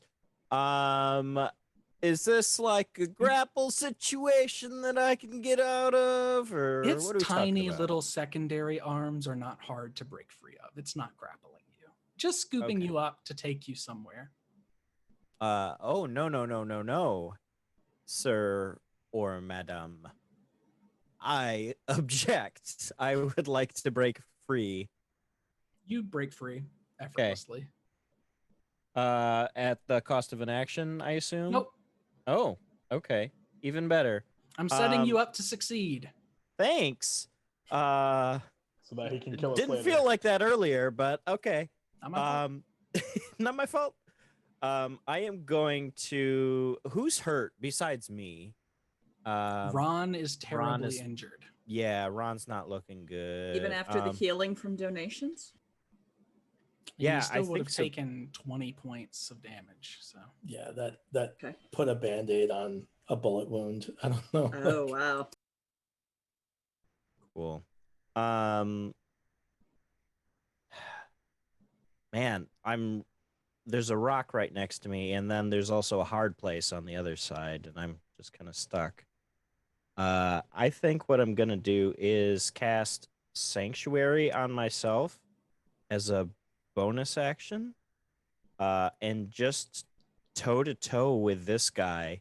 And if someone wants to heal me, cool. But I'm just gonna keep his attention until he acts again and takes me down. So you guys figure the rest of this stuff out. I'll be here, your boy, squaring up against the Warforged. Oh yeah, dig it. That's a bonus action, so I guess I'll also, I don't know, Sacred Flame him. Yeah, that sounds good. it hits. Incredible. He takes 8 points of radiant damage. That's my turn. All right.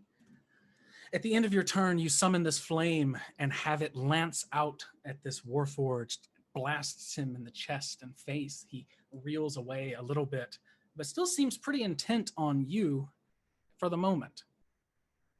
You all feel that same familiar grace descend upon you as you all heal another 5 hit points. Another $5 donation for a great cause and keeping you alive.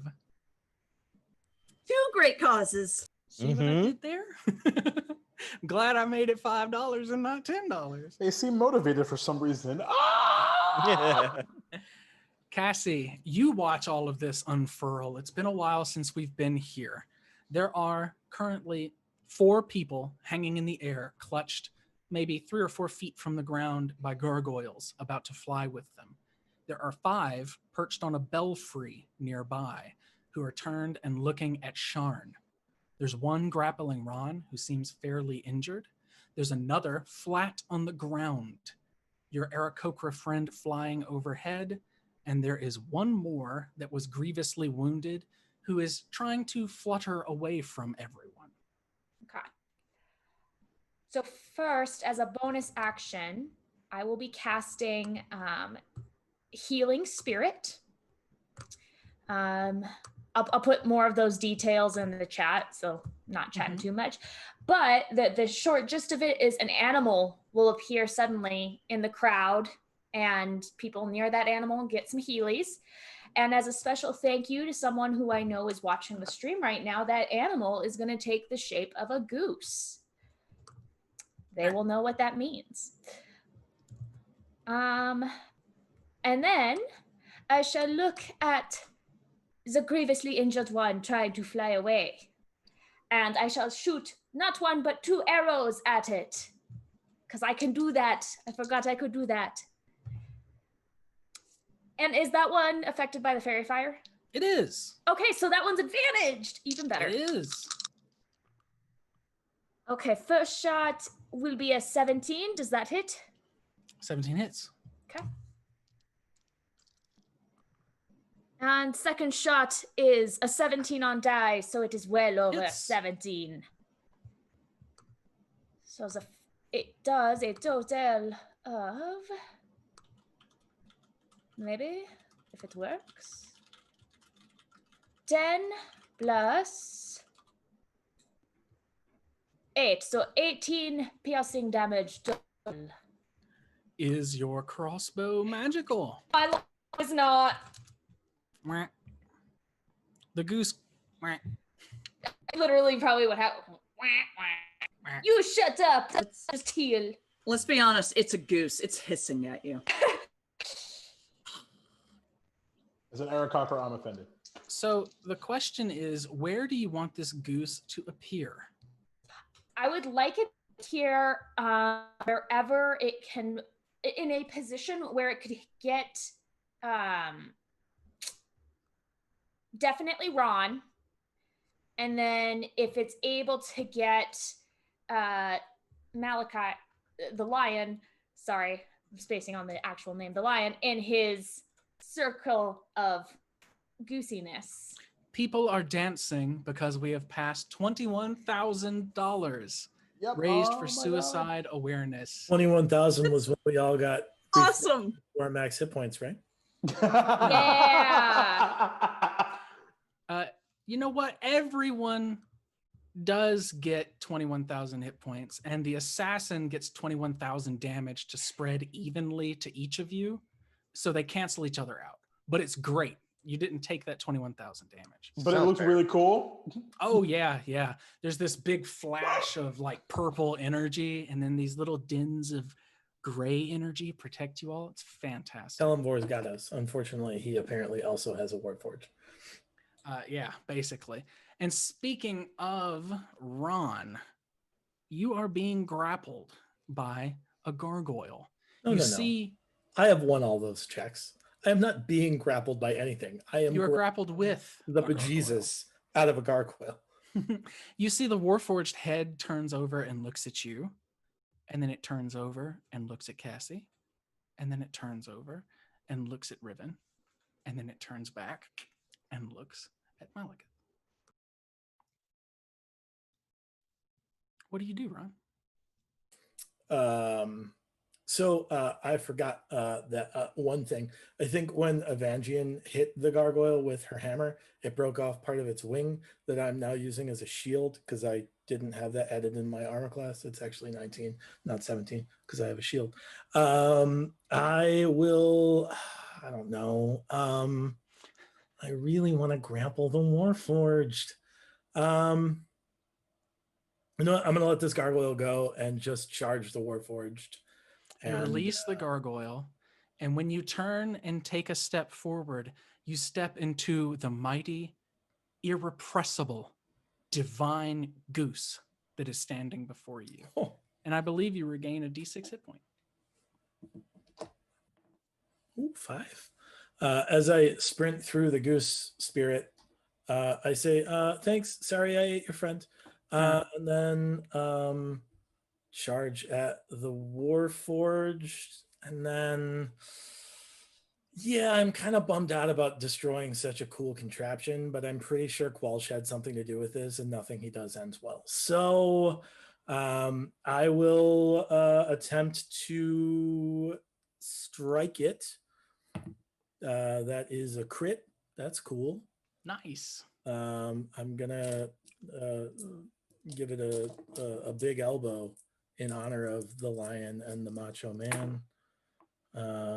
That's a 7. It's 11 damage. I will initiate a grapple as a bonus action. Okay. And then I will hit it again. That is an 18 to hit. 18 hits. It rolled a flat 18 on its athletics check to avoid being grappled. Or actually 21 on its dex. It gets an escape after it's grappled on its turn. I don't think it gets one at the initial grapple. I thought that it was contested. But I could be wrong. That's fine. I have a 24 on the athletics anyway. Nice. So the second attack hits for 7. And then I'll action surge.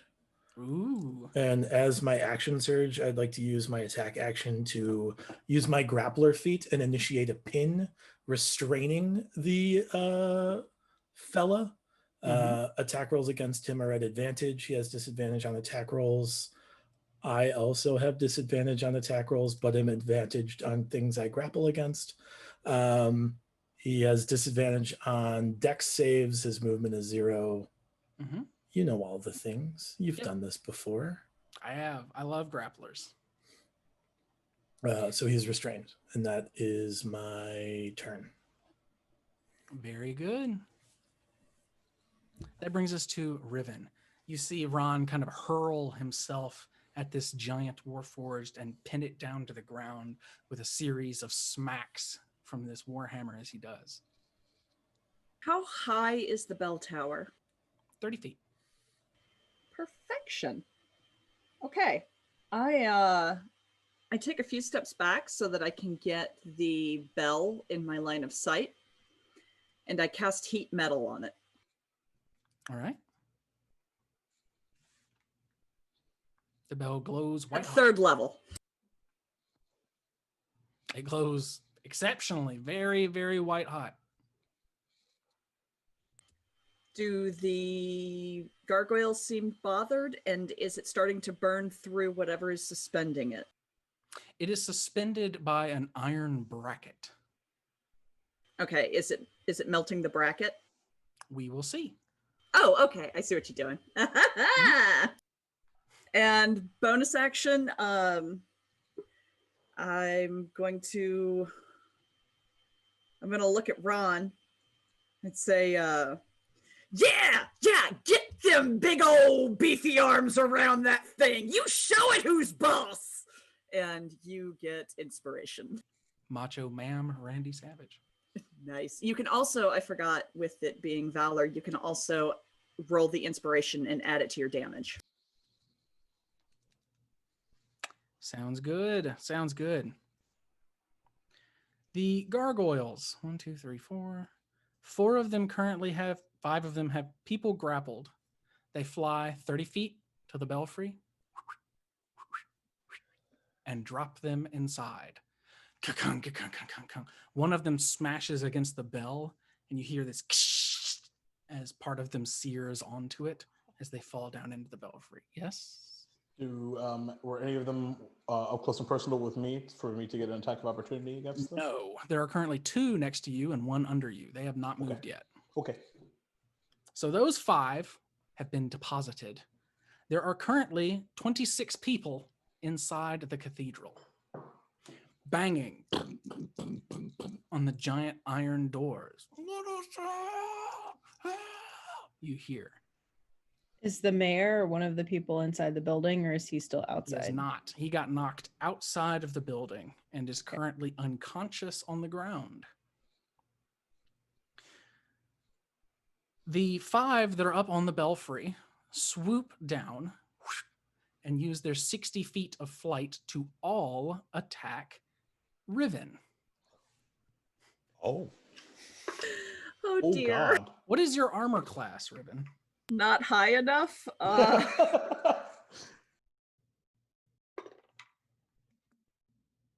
on. I had to switch. It's a 13. Can I toss you my shield?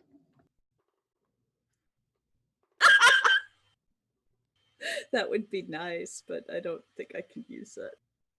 Out of 10 attacks, 8 of them hit you. You take 44 points of piercing and slashing damage from these swooping by I have gargoyles. 28 hit points. Not like this. When you fall unconscious, they do not kill you. The last one that would have taken your life grabs hold of your arms and begins to lift you from the ground. Your spell drops, though. Yeah, it does. Did anything happen to the bell by chance? You cannot tell, especially now. Oh yeah, that's a good point. Ron, the gargoyle that you just released seems pretty intent on your murder. I believe that someone was standing adjacent to them, and that would be Evangian. Evangian, this gargoyle takes an attack of opportunity to chase down and kill Ron. So you get a free swing on it if you so choose. Well, we're gonna just smack that mother brother in the face. Brother. You're Swing amazing, away. Hannah. Oh god. And that's gonna be 16 to hit. A 16 does hit. Sweet. And that's gonna be 9 damage, bludgeoning, non-magical, of course. Okay. So you bite into it with a smack as it uses its wings to push away from the crowd, almost like it's on ice skates with the wings propelling it. And it goes kind of feet and claws and teeth first in Ron's direction. Ron, it only gets one hit on you from its 2 attacks, even with advantage because you're restrained, and it only does 5 points of damage to you. The one that has been shot and grievously wounded actually abandons this, glowing in fairy fire, flies up to the belfry and hides behind the roof, away from everyone that could shoot it or murder it at this moment. Is that one that Fairy was in my fire's range? gone. True, I can erase that. The fairy fire drops as you notice your companion falls to the ground, Riven unconscious, and is then scooped up, surrounded by 4 gargoyles, and is being lifted into the air. One of the gargoyles that has been in a tussle basically with Malekith the entire time, going between Sharn and Malekith, turns its attention not from the 2 of you who seem no real threat to it, and scoops up a person, flies up 30 feet, and is on its way to the belfry. That brings us to Kalamash. The gargoyle that you managed to drop to the ground is still stunned. Great. And still flat on its back. Its kind of claws curled up around it. It can stay the hell over there. Okay, so how many are in my immediate 3? 3 that you can reach with less than 5 feet of movement. Okay. So what I'm going to do is I'm actually going to, at the top of my turn, I'm going to, because, oh no, I can't do that. I got to use the attack action first. Okay, so I'm going to do that on the one that's closest to me. I'm like scanning around and seeing Riven fall. Like that's my absolute panic momentum from that perspective. So I'm gonna essentially, my plan is to swing flurry of blows, so that way because I have Way of the Drunken Master, I have a free disengage and I get 10 extra additional feet of movement on top of that. So I can go make sure that things don't get worse over there. So yeah, I'll do the same. So which is essentially the same thing, except for I'm moving differently. Oh my God, that was terrible. And you know what? So one of those hits, but I have inspiration for 2 of them, so I'll re-roll 2 of these. Wonderful. Oh, actually, I'm sorry. It's a 15 would hit, right? So so it's actually all 4 hit. So that's great. Bear with me here. Does the one I'm hitting I'm assuming doesn't have a person on them right now, or with them right now, I should say? They do. Oh, great. Yeah, cool. So I'll probably, because Kalamash is obviously very reckless. Let's see, 10 to 15 times 16. That's 31 points of damage, brought down to I think 15, unfortunately. Sizable amount. Yeah. This one was actually already injured earlier from a fight. Okay. Awesome. So essentially I take and run it through twice with my sphere, and then I kind of take my sphere and kind of knock it, like try to bring it down to lower kind of, I guess, altitude, I guess you could say.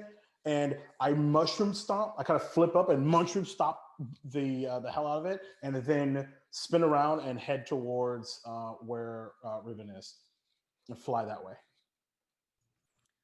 With your movement and overhead, not having to deal with the crowd, you can basically get to where Riven is. Great. But Riven is surrounded by 5 gargoyles. Yep. Keep in mind. Yep. Party's over here. I'd cuss, but Evangian, you are 15 feet away from Ron, currently grappled with this magnificent warforged, this huge creature, and a gargoyle is snapping at his back. What do you do? Well, we're just gonna take that warhammer we've got, and we're just gonna pull back and just let it fly. Right at that warforged's head. Oh, So you're attacking the Warforged. I'm gonna go Okay. for the warforged. It seems like a good idea at the time. It is restrained. You will have advantage. Sweet cheese. That's gonna be a 22. Hits. And that's gonna be an 11 bludgeoning. Bam! There's a smash in its back as this Warhammer strikes home. It is still standing. Because it's a loser. Winners lay down. Do anything else with your turn? All right.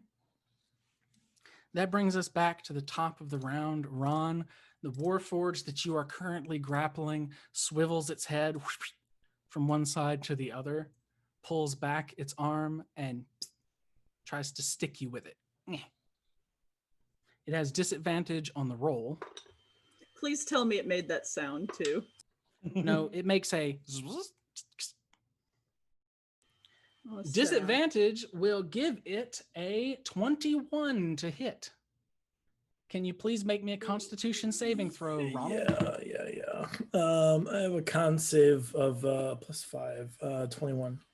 Very, very good. So you take 6 points of piercing damage and 12 points of poison damage. That is halved already. Psst, psst.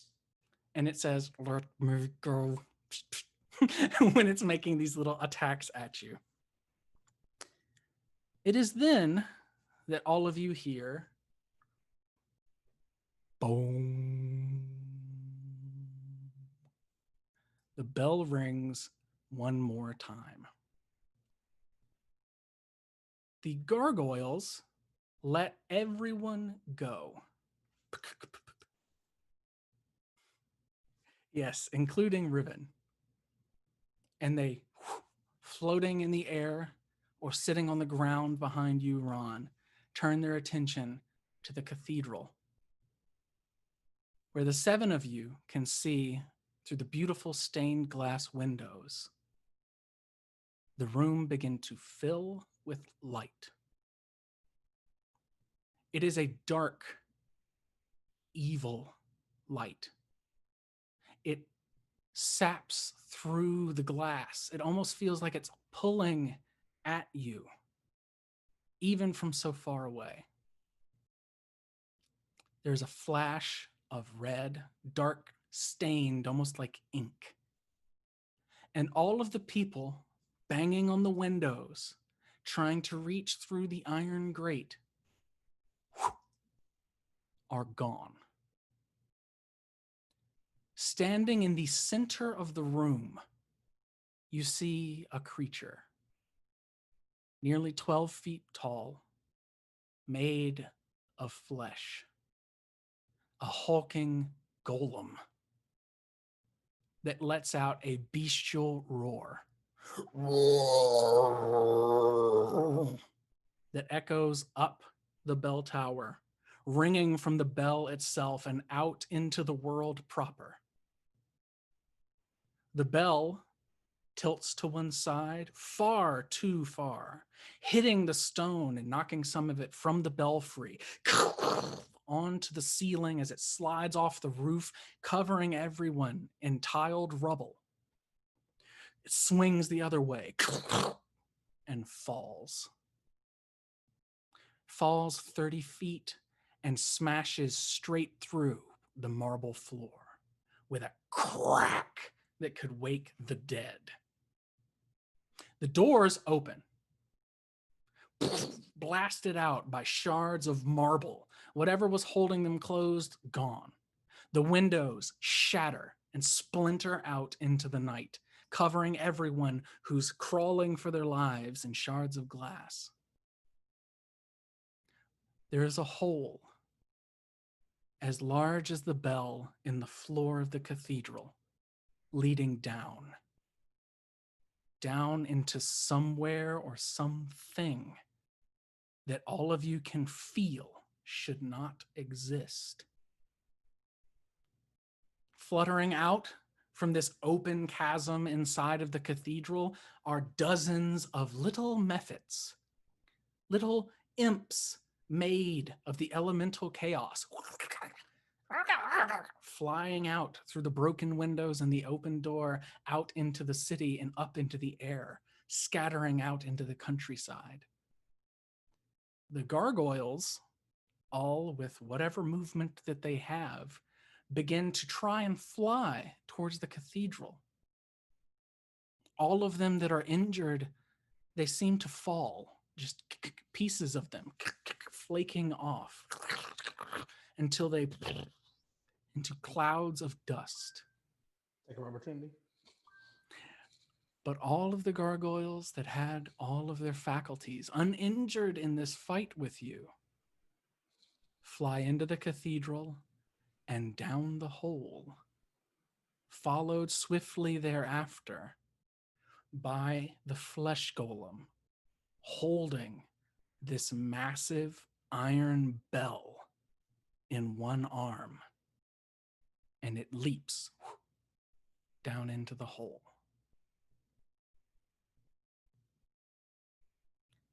The moon shifts ever so slightly in the spin of the world as midnight passes. And that's where we're going to end our session, everybody. Holy You cliffhanger, did it! man.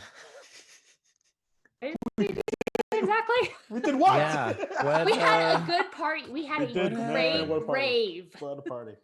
I'm Worst. Had a never fun taking party. drugs from you people again. Worst party possible. You saved 16 people from getting thrown into the belfry, all told, which is not nothing. Do you want to say that the goose definitely wandered over to Malekith and like honks so he can heal a little bit more and then Actually, disappears? the goose, with its big flat feet, kind of waddles over to Malekith and then across Ron, all the way to Riven, and tilts its goose head down with its massive bill and goes, "Argh!" and wakes Riven up, healing for 1d6 hit points as well. And then it disappears into the night like Oh, Batman. oh, jeez. It had teeth on its tongue. As soon as she opens her mouth, I put one of the nozzles right in. A woman aged beyond her years from a life spent working a farm lies completely smashed on a table in the Noble Nap Inn, a little bit of orange rind stuck to her bottom lip. And that's where we're gonna. I got a laugh from almost everyone but Brian.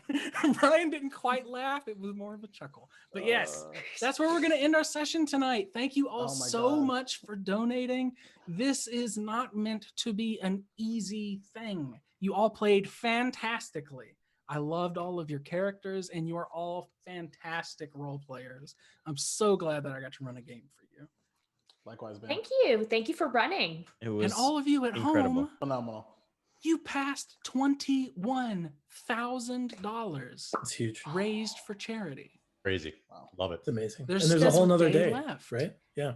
There's still a day left. And- So please consider coming back tomorrow, sharing a few dollars if you have it. Never, ever give a dollar that you will miss. But if you have it, support, get into these donations, and be active in the chats. It means the absolute world to everybody involved. To sign off tonight, I'm going to go around to my magnificent cast. Please tell everyone who you are, what you do if you would like, and where people can find you in the greater world. And we will start with Hannah. You're in the top left now. You can find me. I'm Hannah. You can find me on Twitter at Stop That Old Woman. I write gamey things. I'm a co-author on Rhyme of the Frost Maiden. So yeah, it comes out next month. So you should check it out. I would also like to extend a personal thank you to Hannah. Hannah stepped in last minute to fill in a seat for this game. I'm very glad that I got to have you in a game. It's been so long since we followed each other on Twitter. I literally cannot remember that time in my life at this point. but it's so good to see you stepping out a shooting star into the night sky. I almost cursed. I think I did a good job. I don't think we dropped any tonight, but almost did it just then. The last little sign off. Megan, Yeah. please Okay. tell everyone where they can find you. Yeah, so I'm Megan. You can find me at the Dabbing Rogue on Twitter, and I don't do anything specific for the tabletop or D&D community. So I'd like to just real quick plug Role Play Lead. Their leader is the reason I got the seat at the table. So thank you again, dear. I really appreciate the birthday gift, and again, check them out for all the wonderful work they do. I hope that it was overall an enjoyable experience, even if that last fight was pretty savage. That was awful. I'll have nightmares. But the rest of it was great. Jeff, please tell people where they can find you. Hi. So first off, thank you everyone that donated. Thank you everyone that was watching. Thank you, JB. It was a great game. All the players. This was fantastic. You can find me on Twitter at the Mighty Jerd, and across all the socials. I'm talking comic books, fitness, tabletop role playing, and acting stuff. Speaking of which, if you're interested in fantasy and horror, which I kind of think this audience is, you can find my latest film on Amazon Prime. It just premiered 2 days ago, called The Forgotten. So check that out if you could. And I'll also be closing out Jasper's game day tomorrow night at B. David Walter's table. So check it out. You're everywhere this weekend. Everywhere this weekend. Goblin Katie, please tell people where they can find you. Is it at Goblin Katie? It is, in fact, at Goblin Katie on Twitter and Instagram. You can catch me on the D4 stream every Sunday at 7 p.m. on twitch.tv/rockpunchatl or twitch.tv/DND. We're hosted by them. I also appear as Zale Orame on the Stellar Arcanum podcast, which is available on all major streaming services. And I just found out today that I'm going to be on the next episode of What Streams May Come, where we do readings of Shakespeare. And that will be next Saturday night at 7 p.m. on Chaotic Tiefling ATL's Twitch channel. I think it's Chaotic Tiefling, actually, just Chaotic Tiefling. Check Twitter. Check Twitter. It'll to be on sure. Twitter. It'll be on there. Always It's just late. check I'm Twitter. tired. It's one thing. This was amazing. Thank you so much. The storytelling was beautiful, and the audience folks, you guys made my heart sing tonight. Thank you so much. So many donations for voices. And Katie's Devin, idea. the only reason you're getting out of it is because this was for a good cause. Jacob. Yo, wow, what an incredible game. One of my favorites I've ever played in. So thank you everyone. So hi everyone. I'm Jacob, Duval King Jacob on Twitter and Instagram. You can find me actually tomorrow on twitch.tv/SoMattyGames with the Z at the end. I'm the host and dungeon master for Duval and Dragons at 7:30 Eastern.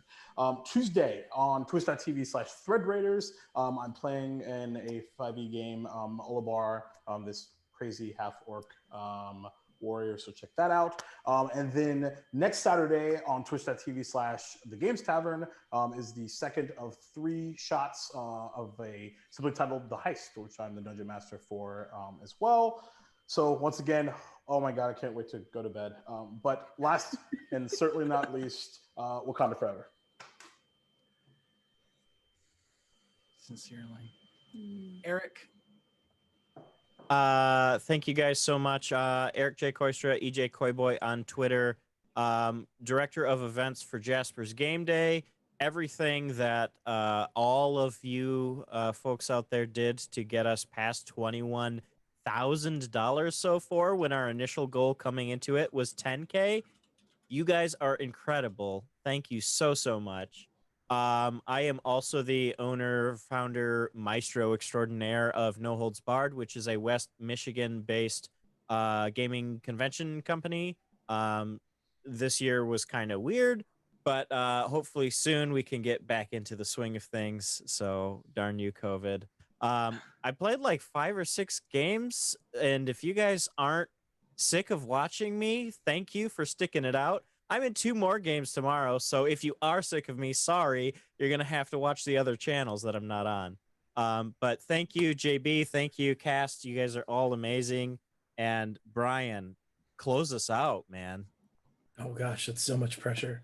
I'm Brian Thomas. I own Initiative Coffee Company, which is a online coffee reseller or whole retailer. The biggest thing we do is we partner with streamers and nonprofits. So we have a partnership with Jasper's Game Day. Actually, you can get it's a partnership with Jasper's and Mini Terrain Domain. So go ahead and get a bag of Midida and send $3 to Jasper's Game Day. We're really excited to support them. You can find us on Twitch at Initiative Coffee Co., Twitter at Init Coffee Co., because character limits are terrible. YouTube at Initiative Coffee Company. Everything else is Initiative Coffee Co. Check out our YouTube series. We break down Adventures League modules one by one, called Handy DM Tips. We just put up the third module of season 2 goes up Monday. We do like a 40-minute breakdown of how to run it for your table and how to streamline it and kind of make it work. We're also working on starting up a nonprofit to support, to help fund research in the gaming arena, academic research. So keep an eye out for that. And we will, as soon as we get paperwork processed, be federal. Right now, it's just a thing in Illinois. So that's all the things I have for you. I love that Brian's like, that's going to be hard, and then plugs it well and is doing like 1,000 things to help. Yeah, I other just started a people. grad program this week too. I started a grad program, Jeez. a my company, life is- and I'm starting a nonprofit. and my I know life stuff is a about mess right now, roofs. but I'm excited to lean in. Yes, Yeah. please go check out the coffee. I would like to check some out soon too. I'm getting into that Good. coffee lifestyle. Yeah. I have been your dungeon master, JB. Most of you know me as at DroptheDice. I make tabletop stuff. Specifically, I'm working on NDA blank and Dungeons and Dragons material right now. Please come join the Twitter. Check everybody out. I'm going to make a post after this and make sure you get the links for everybody. But please take a moment today to take a breath. It's going to be okay after all of this. And know that you can always reach out to somebody if you're having a hard time. Lose yourself for a few hours in a game of D&D. It's always fantastic, but it's not the answer to everything. Sometimes you actually need some help. Don't be afraid to ask for it. That's what Jasper's Game Day is all about. Release the stigma and realize sometimes you're going to need help. If you ever need to talk, my DMs are open. Please find me on Twitter. I also have Discord. I'm at DroptheDice everywhere, including OnlyFans. Go find it. I am everywhere. So please have a great night. Thank you all so much for donating. 21K. We actually Amazing. got there. It's amazing. Thank you so much. And have a great night, everybody. Double the goal. Good Lord. Take care. More than double the Incredible. goal. That's insane. We're fabulous.